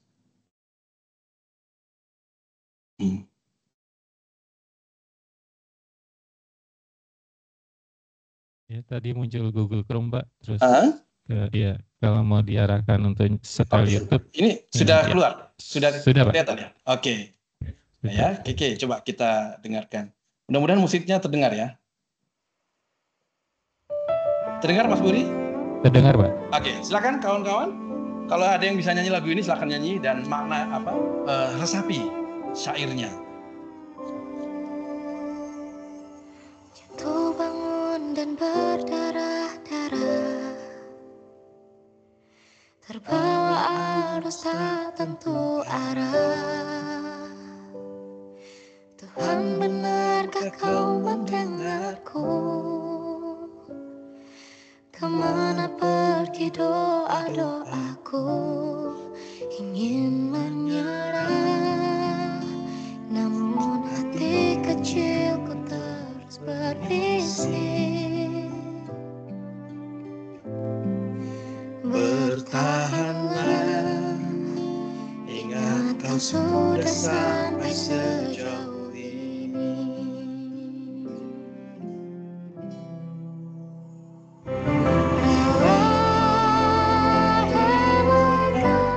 Relakanlah yang bukan untukmu, bukanlah untukmu.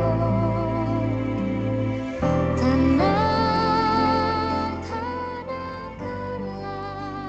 yang harus terjadi, pastilah terjadi. Mungkin belum saatnya, bahkan selepas badai terbitlah pelangi. Akan tiba masanya, segala yang kau ingini akan terangi.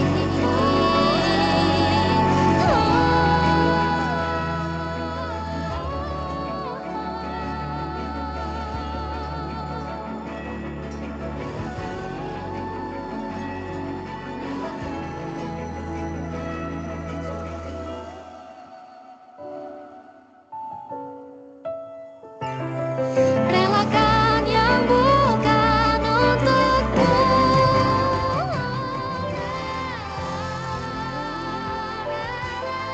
Relakanlah yang bukan untukmu, bukanlah untukmu. Tenangkanlah yang harus terjadi, pastilah terjadi. Mungkin belum saatnya, bahkan selepas badai terbitlah pelangi. Akan tiba masanya, segala yang kau ingini akan terangi. Akan tiba masanya, segala yang kau ingini akan teramini.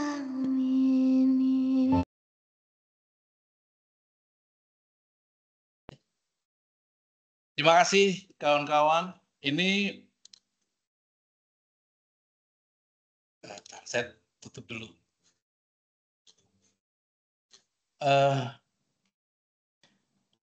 lagu dari Gea Indrawari. Jadi ini saya bukan ngarang ya, ini asli benar. Begitu Mas Budi WA saya, radio itu saya nggak tahu, dan itu pertama kali saya dengar lagu ini. Loh, kok lagunya kayaknya bagus nih, ya, saya jadikan bahan di materi nanti. Dan hari ini saya eksekusi untuk kita semua. Semua ada waktunya, gitu ya. Dan hal-hal terbaik yang akan kita dapatkan itu akan teramini pada waktunya, pada saat yang tepat. Doa yang kita panjatkan belum tentu langsung diijabah, gitu ya. Belum tentu langsung dikabulkan. Ada yang ditunda waktunya, karena Tuhan yakin, kita harus yakin bahwa Tuhan lebih tahu dari kita waktunya. Ada yang tidak dikabulkan di dunia ini, tapi diganti dalam bentuk yang lain, yang Tuhan juga lebih tahu itu yang terbaik. Bahkan ada yang Tuhan tidak ganti, Tuhan tidak tunda, tapi Tuhan berikan nanti di akhirat, gitu ya. Dan itulah nikmat yang kita akan dapatkan pada saatnya. Kawan-kawan, saya akan mengakhiri kegiatan pada siang hari ini dengan quote pamungkas, dan mudah-mudahan bisa menjadi penyemangat bagi kita, bahwa orang yang bahagia adalah orang yang tidak merisaukan masa lalu, karena dia meyakini bahwa yang sudah lewat tidak bisa diapa-apakan lagi. Orang yang tidak mengkhawatirkan masa depan, karena kita tidak punya kemampuan apa-apa untuk melakukan itu. Dan orang yang menikmati masa kini. Orang yang tidak mengkhawatirkan, merisaukan masa lalu, orang yang tidak mengkhawatirkan masa depan, dan orang yang menikmati masa kini. Apa yang kita hadapi saat ini, itu yang harus kita nikmati sebagai bagian dari fitrah kita sebagai manusia. Mudah-mudahan apa yang saya sampaikan ada manfaatnya bagi kita semua. Terima kasih untuk atensi yang luar biasa dari kawan-kawan. Saya akhiri. Assalamualaikum warahmatullahi wabarakatuh. Saya kembalikan ke MC kita.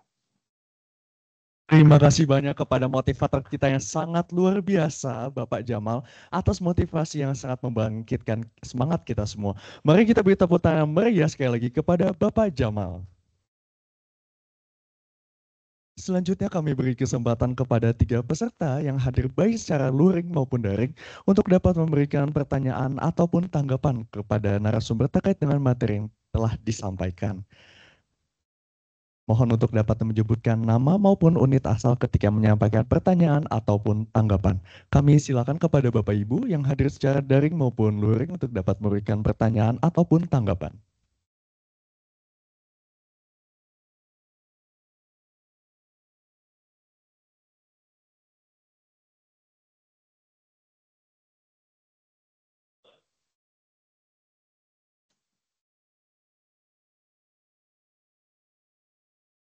Ayo, silakan. Ada yang mau berdiskusi?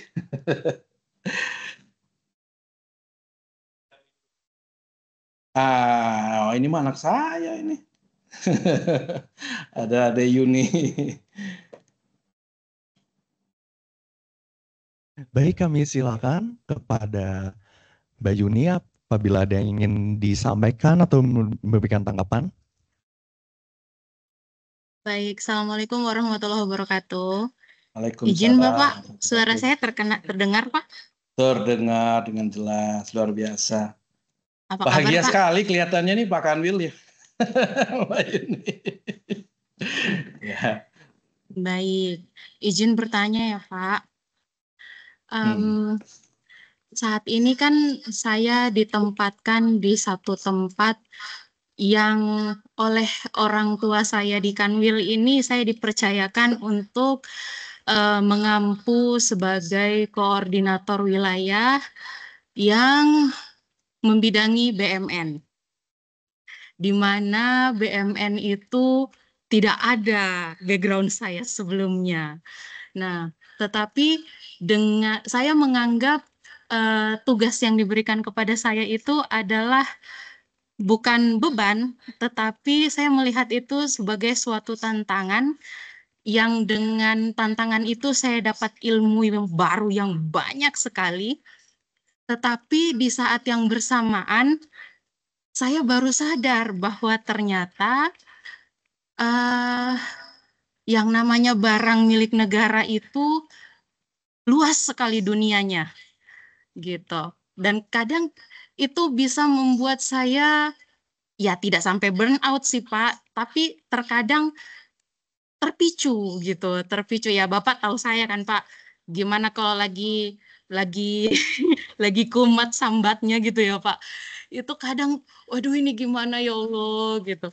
Ya saya terbantu karena ya itu lagi Pak, saya punya privilege, saya punya guru privat untuk BMN. Jadi kadang itulah hal-hal itu yang menjadikan saya sekarang itu melihat bahwa oke, tugas baru itu tidak menyeramkan, tidak menakutkan. Tugas baru yang diberikan itu adalah tantangan biar saya belajar. Tapi terkadang Pak, ya balik lagi Pak, saya itu ketika bekerja di dalam tekanan yang tiba-tiba laporan bertubi-tubi dan tamu berdatangan tak kunjung reda, tak kunjung usai gitu ya. Terkadang kita harus membagi fokus itu. Nah, saya mohon arahan dari Bapak, karena saya tahu sekali Bapak untuk masalah mengatur fokus tuh Bapak ahlinya, Pak. Gimana caranya, Pak, bisa mengatur fokus kita di saat yang bersamaan, kita harus menyelesaikan banyak hal, kemudian tanpa harus merasa burnout. Gitu kira-kira, Pak. Demikian Bapak, terima kasih. Sehat selalu. Assalamualaikum warahmatullahi wabarakatuh. Waalaikumsalam warahmatullahi wabarakatuh. Terima kasih. Mas Ardi langsung ini Mas Ardi. Siap, kalau Pak Jamal berkenan bisa langsung dijawab saja Pak. Jadi Mbak Yuni ini anak saya, izin Pak Kanwil, anak saya di Gorontalo ini. Dan tadi benar yang tadi disampaikan itu, ya yang ada beberapa kali insiden ya, De Yuni ya, di Kanwil Gorontalo. Nah, bagaimana menyiasati ini? Saya tadi kalau sampai nggak tercetus kata privilege, saya harus mengungkapkan itu. Gitu. Ternyata De Yuni sendiri sudah menyebut itu. Jadi kalau soal aset, soal BMN, bergurunya ke Kristiwa Sandi. Ya. Itu bergurunya ke itu pakar BMN tuh. Yang kedua mantan Kabu kantor pusat. Udah nggak ada lagi lawannya. Itu guru dari guru. Nah, memang De Yuni fitrah manusia ketika menghadapi sesuatu yang baru, dia akan dihadapkan pada dua pilihan sikap.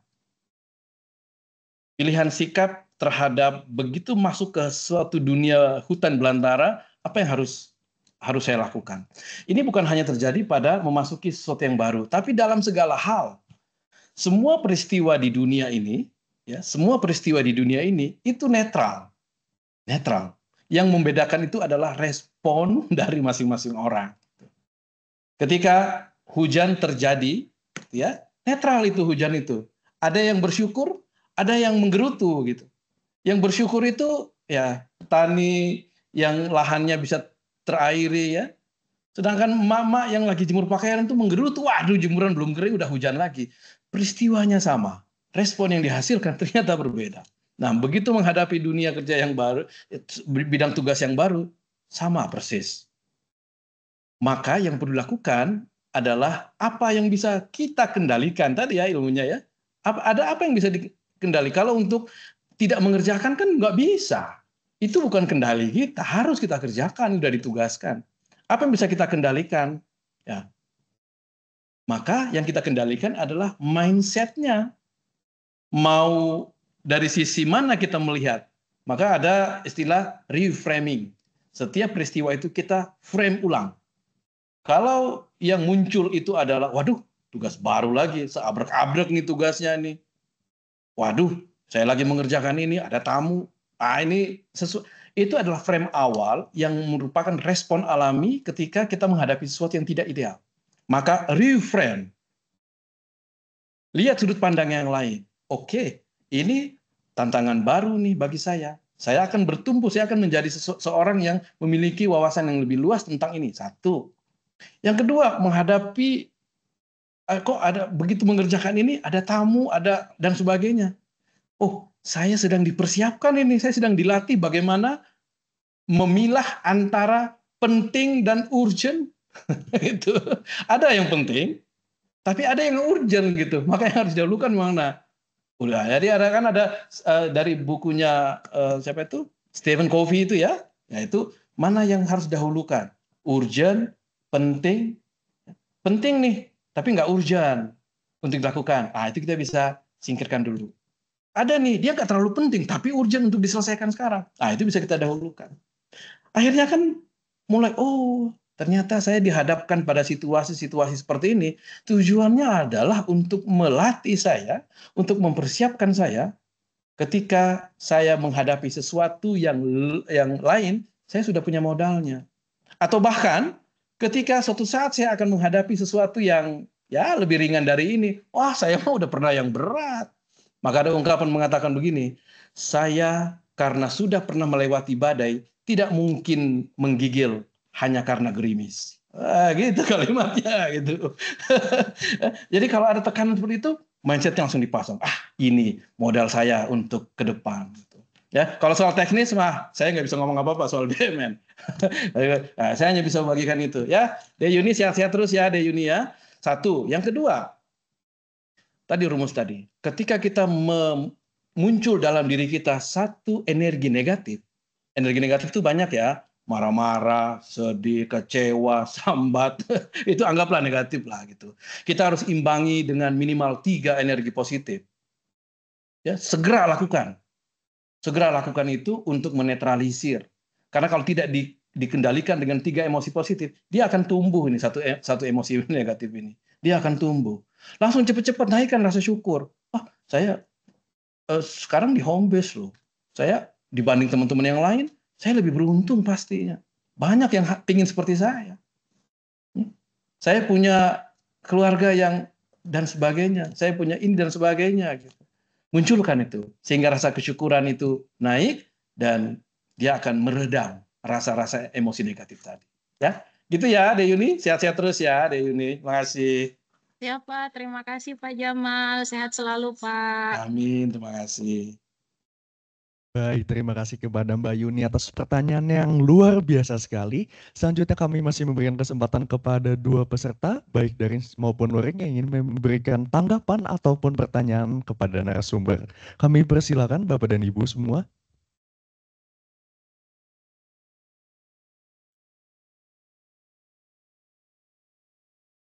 Baik. Kami persilakan kepada Bapak Yuniawan apabila ada yang ingin ditanggapi atau ditanyakan kepada narasumber.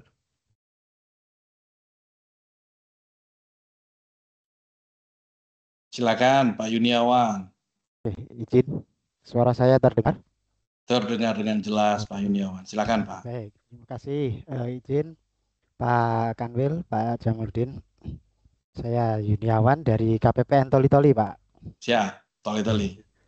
Jadi gini Pak, mungkin saya ingin cerita dulu pengalaman saya Pak. Jadi ada seseorang ini ya, anak-anak muda yang di sini Pak, yang pendapatan di Toli-Toli itu istilahnya kayak curhat ke saya gitu kan.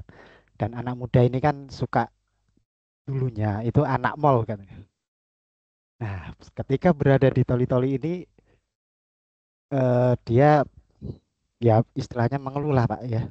Karena memang di sini tidak ada mall.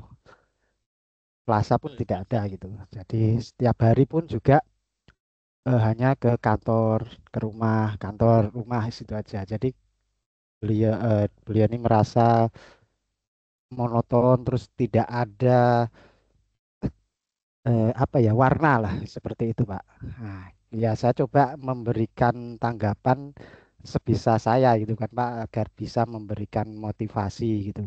Namun pada kenyataannya itu tidak ada perubahan seperti itu.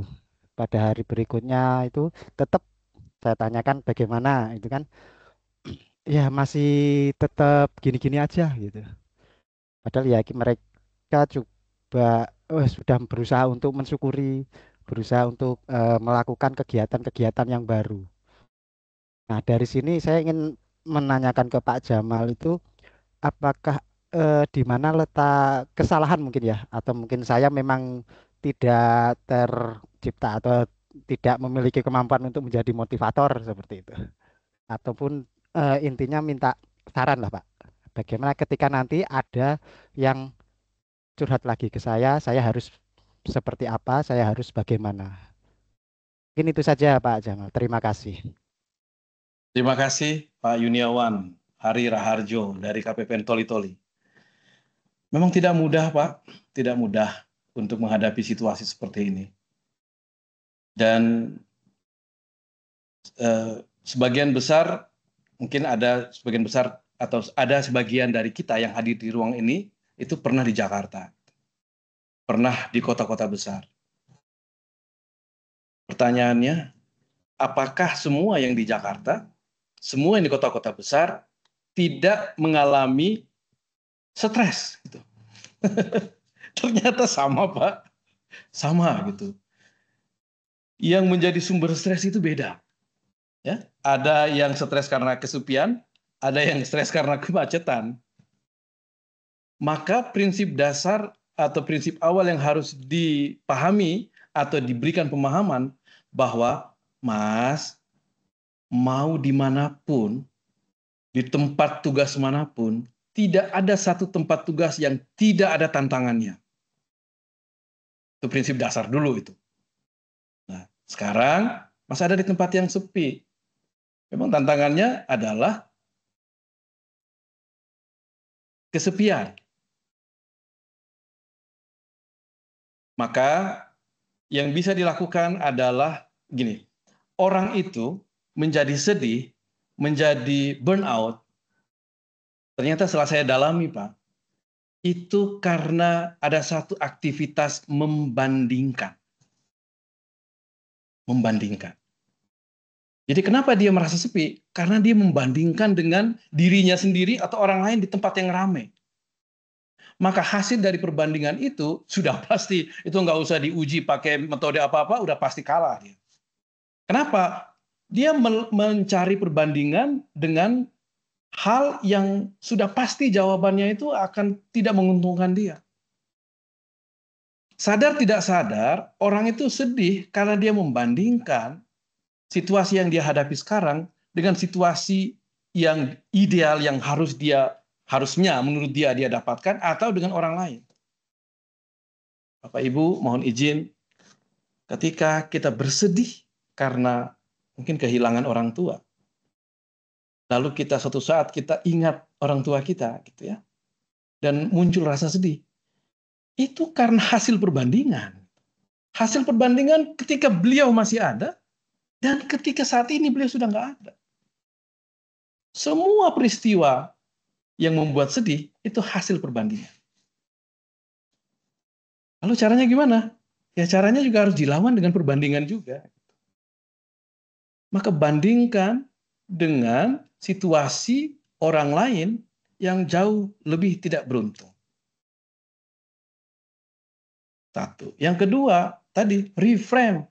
Situasi yang terjadi, yang fakta bahwa Toli-Toli sepi, itu di reframe. Wah, kalau di sini saya nggak usah macet-macet dong. Dari Bekasi butuh 1,5 jam untuk sampai di kantor. Jadi harus dicari sesuatu yang membandingkan, harus dibandingkan. Jadi Pak Yuniawan tugasnya sekarang cari Pak di list Pak hal-hal apa saja yang bisa menjadi bahan perbandingan yang menguntungkan si Masnya tadi. Sampaikan, utarakan.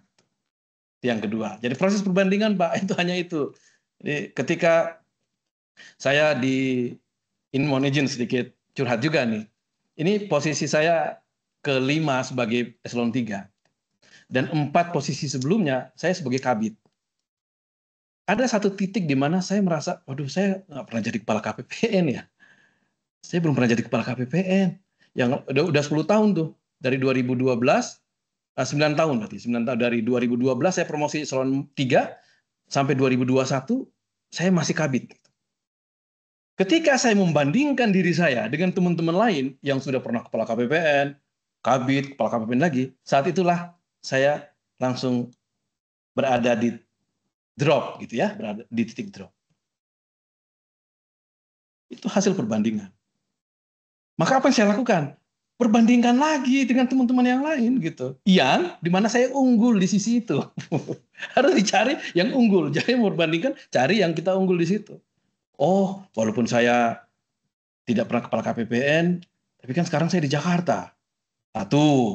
Saya selalu bersama keluarga. 2. Saya rumah di Jakarta. 3. Nyaman. Saya kepala bidang yang di Jakarta yang punya, ini mungkin mohon maaf nih kalau ternyata berbeda dengan kabit-kabit di Palu ya. Nah, kabit-kabit di Jakarta punya ruangan di belakang seperti kepala KPPN. Ada kamar mandi sendiri gitu. Hal-hal sesederhana itu dimunculkan gitu. Oke, saya banding. Oke. Kalau saya membandingkan dengan yang unggul dari saya, pasti saya di bawah. Saya drop. Tapi saya bandingkan dengan, nah, emasnya tadi, ayo bandingkan dengan apa? Gitu. Bandingkan dengan teman seangkatannya, ada di mana dia sekarang teman seangkatannya itu? Mungkin. Atau teman SMA-nya, yang mungkin sekarang, saya duga ini masih baru ya Pak Yuniawan ya, mungkin teman-temannya itu mungkin baru sedang berjuang kuliah, yang belum tahu nanti kerjanya di mana gitu. Sedangkan dia sudah bekerja. Cari keunggulan-keunggulan komparatif, yang itu ditambahkan dengan pendekatan spiritual, insya Allah akan bisa membantu. Yang ketiga, Mas Yuniawan jadi role. Ya. Wah, saya Mas bersyukur banget nih Mas. Saya bisa sampai titik ini nih udah luar biasa dibandingkan dengan ini. Jadi dia orang itu kadang butuh bukti nyata gitu. Nah kalau Mas Yuniawan juga, iya Mas harus bersyukur. Aduh kapan saya mutasi ya? Dia langsung bilang, Pak Yuniawan aja begitu, apalagi saya. Gitu. Ya itu ya sedikit tips dari cara-cara yang bisa dilakukan. Saya di Merauke, dibanding teman saya, ada yang di Sumatera, ada teman seangkatan. Apa yang saya lakukan saat itu? Saya di Merauke, nggak ada mall. Lah, berarti kan saya bisa nabung yang banyak. Alhamdulillah, keluar dari Merauke ke Purwodadi, langsung bisa DP rumah di Cibubur. Ini saya ngomong apa adanya. Karena apa? Nggak ada pengeluaran yang harus ke mall itu minimal 100-200 ribu hilang tuh. Ya. Nah, terus di Merauke saya bisa siaran di radio. Saya pegawai honor, statusnya itu waktu itu pegawai honorer RRI Pro 2 di Merauke. Jadi ya cari sesuatu yang bisa membuat kita merasa lebih dibanding orang lain. Tapi nggak perlu dipamer-pamerkan gitu ya. Nanti kasihan ada lagi yang jadi korban. Demikian Pak Yuniawan, terima kasih. Baik, terima kasih kepada Bapak Yuniawan atas pertanyaan yang telah disampaikan. Kami masih membuka satu kesempatan lagi, baik Bapak Ibu yang hadir secara daring maupun luring yang ingin memberikan tanggapan ataupun pertanyaan. Ya, ada Pak Muhammad. Baik, kami kasih kesempatan terakhir kepada Bapak Muhammad Rian Noprianto. Ini silakan. Ya, mohon izin sebelum Pak Muhammad Rian menyampaikan, saya juga ini nih browsing ya. Ternyata di Kanwil Sulteng ini luar biasa loh. Ada 2 menteri di sini ya. Ada Pak Maman Abdurrahman sama Bapak Teddy Indra. Ada sekretaris kabinet dan menteri UMKM. Luar biasa kan Sulteng ini. Plus 1 menteri beneran, Pak Abdul Qadir Karding, orang Sulteng itu, orang Donggala. Monggo Pak Muhammad Rian. Ya, bismillahirrahmanirrahim. Assalamualaikum warahmatullahi wabarakatuh. Waalaikumsalam warahmatullahi wabarakatuh. Sore. Terima kasih untuk kesempatannya, MC Mas Ardi ya dari Kabupaten Poso dan narsum sore ini, siang hari ini, Bapak Jamaluddin Ambodai. Sebelumnya saya mohon maaf Pak, tadi meninggalkan layar sebentar untuk sholat asar. Jadi mudah-mudahan apa yang saya tanyakan belum ditanyakan oleh Bapak Ibu rekan-rekan sebelum saya. Terima kasih masih dapat kesempatan terakhir ini. Jadi yang ingin saya sampaikan Pak, cara seseorang memandang kebahagiaan itu kan pasti berbeda Pak, bergantung pada level syukurnya masing-masing. Nah, dari kepercayaan saya, agama Islam, kita diajarkan kalau untuk urusan dunia itu kita harus melihat orang di bawah kita supaya banyak bersyukur. Sedangkan kalau untuk urusan akhirat harus lihat orang di atas kita supaya kita lebih giat lagi beribadah.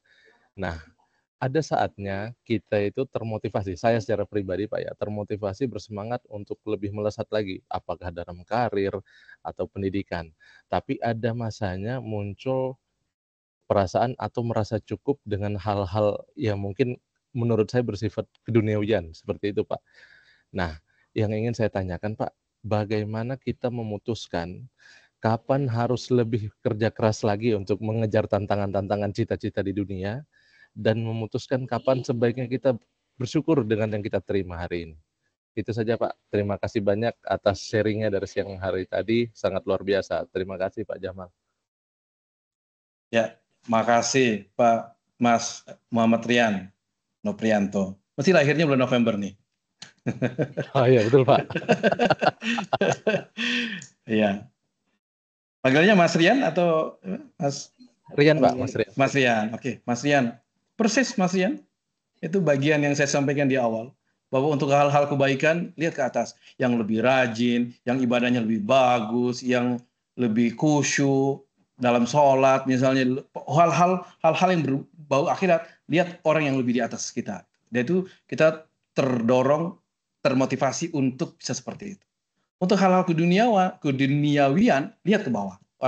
Masih banyak orang-orang yang berada di bawah kita. Lagi-lagi ini adalah teknik membandingkan, dan semua hal baik, buruk, atau sedih, bahagia, dan sebagainya karena salah satunya karena proses membandingkan tadi. Itu saya setuju, sepakat. Seperti itu, betul. Saya setuju. Yang kedua, ada saatnya kita merasa termotivasi, ada saatnya tidak. Nah, ini motivator kelas dunia sekalipun itu pernah mengatakan begini. Banyak orang yang mengatakan motivasi itu mudah hilang. Itulah sebabnya mengapa motivasi harus dilakukan seperti mandi. Apa itu artinya? Ya harus dilakukan tiap hari. Motivasi itu harus tiap hari.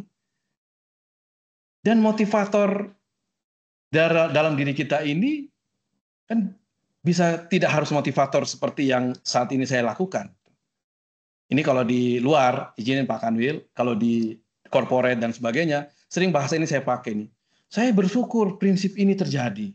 Bahwa motivasi itu gampang hilang. Itulah sebabnya motivasi harus dilakukan setiap hari. Harus sering. Itulah kenapa sebabnya motivator masih laku sampai sekarang. Karena motivasi itu bisa hilang. Coba kalau orang sekali motivator datang dan udah dia termotivasi umur hidup. Ya motivator sekali aja datang.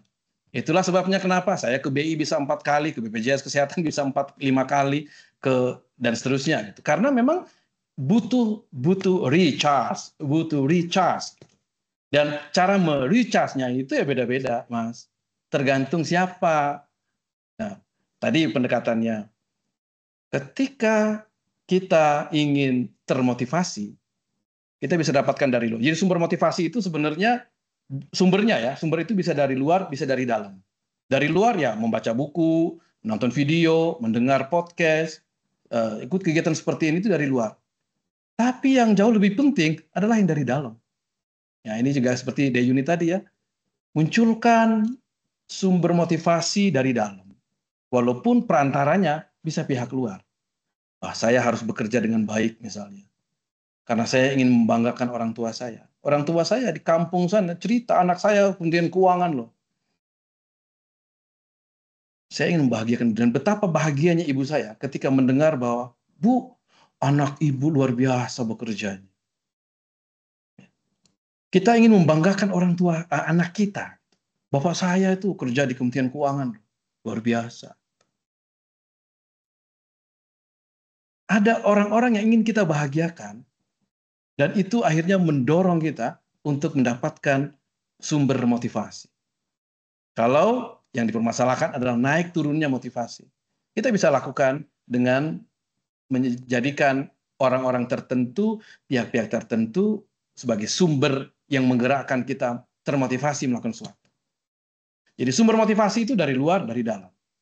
Sedangkan arah motivasi, Sedangkan pendekatan lain dari motivasi itu, jadi sesungguhnya orang termotivasi melakukan sesuatu itu hanya karena dua hal. Ingin mendapatkan sesuatu yang baik atau menghindari sesuatu yang buruk. Saya ulang lagi. Orang termotivasi melakukan sesuatu hanya karena dua alasan utama. Ingin mendapatkan sesuatu yang baik atau menghindari sesuatu yang buruk. Ini ada survei nih Pak Kanwil. Ternyata yang lulus S2 itu lebih banyak orang-orang di luar Jawa Pak Kanwil. Karena termotivasinya bukan sekedar beasiswanya, terhindar dari remote area. Ini fakta. Jadi orang itu, jadi teman-teman di Kabupaten Poso kalau mau keluar dari Kabupaten Poso dalam waktu yang cepat, S2, S1 beasiswa dan seterusnya. Ini salah satu jalan, ya, salah satu jalan. Nah, kalau sampai di titik mana orang itu kemudian mulai porsi memikirkan dunia dan akhiratnya sudah mulai tidak porsinya sudah mulai disesuaikan. Nah, ini kembali ke masing-masing Mas. Ini saya tidak berani masuk terlalu jauh. Ya. Namun saya dalam konteks kinerja kita sebagai pegawai, ya, tentu ada kewajiban dasar kita yang harus kita penuhi. Dan bukankah dengan kita menjadi orang yang bermanfaat, menjadi orang yang berbuat baik, menghasilkan sesuatu, turut andil dalam melakukan sesuatu, itu juga bukan hanya untuk urusan duniawi, tapi itu juga hasil dari apa yang kita lakukan di dunia itu juga berdampak pada catatan kita di akhirat atau untuk urusan spiritual. Bukankah Tuhan mengatakan, Allah mengatakan bahwa sebaik-baiknya orang adalah orang yang paling bermanfaat. Ya, bermanfaat bagi banyak hal. Bagi organisasinya, salah satunya. Bagi kantornya, bagi orang-orang di sekitarnya, dan seterusnya. Ya, saya kira itu Mas Rian yang bisa saya bagikan. Mudah-mudahan bisa sedikit mencerahkan. Terima kasih. Terima kasih banyak Pak Jamal. Izin Pak Kanwil, apakah ada tanggapan atau yang ingin disampaikan kepada narasumber kita, yaitu Bapak Jamal? Baik, ini terima kasih Mas Ardi. Saya sepakat Pak Jamal, suaranya Mas Ardi juga jos ya. Betul. Tepuk tangan, benar ya, deh. Saya itu tadi sempat berpikir kok suaranya Mas Bagir. Mas Bagir itu dulu sekretaris saya dan vokal DJPB ini apa namanya TMC ataupun Trisuri Band. Makanya saya tadi agak loh kok Mas Bagir ada di Poso. Oke, baik. Karena tadi ini ya pas tanggapan 3 gitu. Nah, saya terima kasih Mas Ardi, Pak Yosi, terima kasih sekali ya. Ini luar biasa ya acara ini, agenda ini, dan luar biasa Pak Jamal ini, sangat terima kasih semua gitu ya. Luar biasa, kami sangat menikmati gitu, dan insya Allah banyak hikmahnya gitu ya. Kalau saya menambahkan adalah saya mengajak bagaimana kita terus memotivasi diri kita itu ya berbuat baik dan berbuat baik, karena ridho Allah itu kita nggak tahu yang baik yang mana yang kita lakukan gitu ya. Artinya ketika tadi ada harapan doa ingin segera kan sensitif kalau bilang mutasi gitu kan, itu nggak pernah selesai dibahas gitu ya. Nah ini sehingga Allah nanti akan mengijabahi juga relevan dengan lagu suatu saat akan teramini tadi. Jadi luar biasa. Saya sangat apresiasi sekali ini Pak Yosi acaranya. Mungkin itu sih Mas Ardi, monggo. Luar biasa. Saya kira applause buat Pak Jamal nih, saya ngajak teman-teman semua. Makasih. Baik, terima kasih banyak kepada Kepala Kanwil DJPB Provinsi Sulawesi Tengah, Bapak Yuni Wibowo, yang telah memberikan tanggapan yang luar biasa atas isu yang disampaikan pada kegiatan di siang hingga sore hari ini. Dengan berakhirnya diskusi pada sore hari ini, maka berakhir juga acara kita pada hari ini. Namun sebelum menutup kegiatan pada sore hari ini, izinkan kami dari keluarga besar KPPN Poso mengucapkan selamat ulang tahun kepada Bapak Kun Sri Hartanto, Kepala KPPN Toli-Toli yang berulang tahun pada hari ini. Semoga Bapak senantiasa diberikan kesehatan dan kelancaran serta kemudahan dalam menjalani segala aktivitasnya. Terima kasih. Makan-makan. Sudah tadi Terima kasih Pak Jamal. Selamat ulang tahun Pak Kun. Ada Mas Sulis. Mas Sulis. Siap. Kami juga mengucapkan terima kasih banyak kepada Bapak Jamal yang telah berkenan untuk meluangkan waktu berbagi motivasi kepada teman-teman pejabat dan pegawai di lingkup Sulawesi Tengah. Semoga senantiasa menjadi amal baik bagi Pak Jamal dan kita semua. Amin. Kami juga mengucapkan terima kasih atas kehadiran, atensi, dan perhatian Bapak Ibu pada kegiatan hari ini. Kami mohon maaf apabila terdapat hal-hal yang kurang berkenan selama pelaksanaan acara di siang hingga sore hari ini. Kami tutup acara pada sore hari ini. Kurang lebihnya mohon maaf. Wassalamualaikum warahmatullahi wabarakatuh. Om Santi Santi Santi Om dan selamat beristirahat.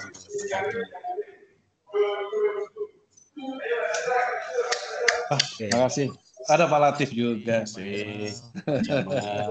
Assalamualaikum panutan. Waalaikumsalam. Mas Latif. Sehat, Jamal. Alhamdulillah. Oke, makasih. Terima kasih, Itu izin. rasanya masih mau nyambung terus ya. Luar biasa. Ya, saya izin Oke. pamit. Ya, makasih. Makasih Pak Kanwil, makasih Pak Kanwil. Ya, makasih Pak Jamal, makasih. Makasih. Izin Liv. Makasih Pak Oke, Kanwil. izin Lip. Assalamualaikum. Ya, salam. Oke, makasih Pak.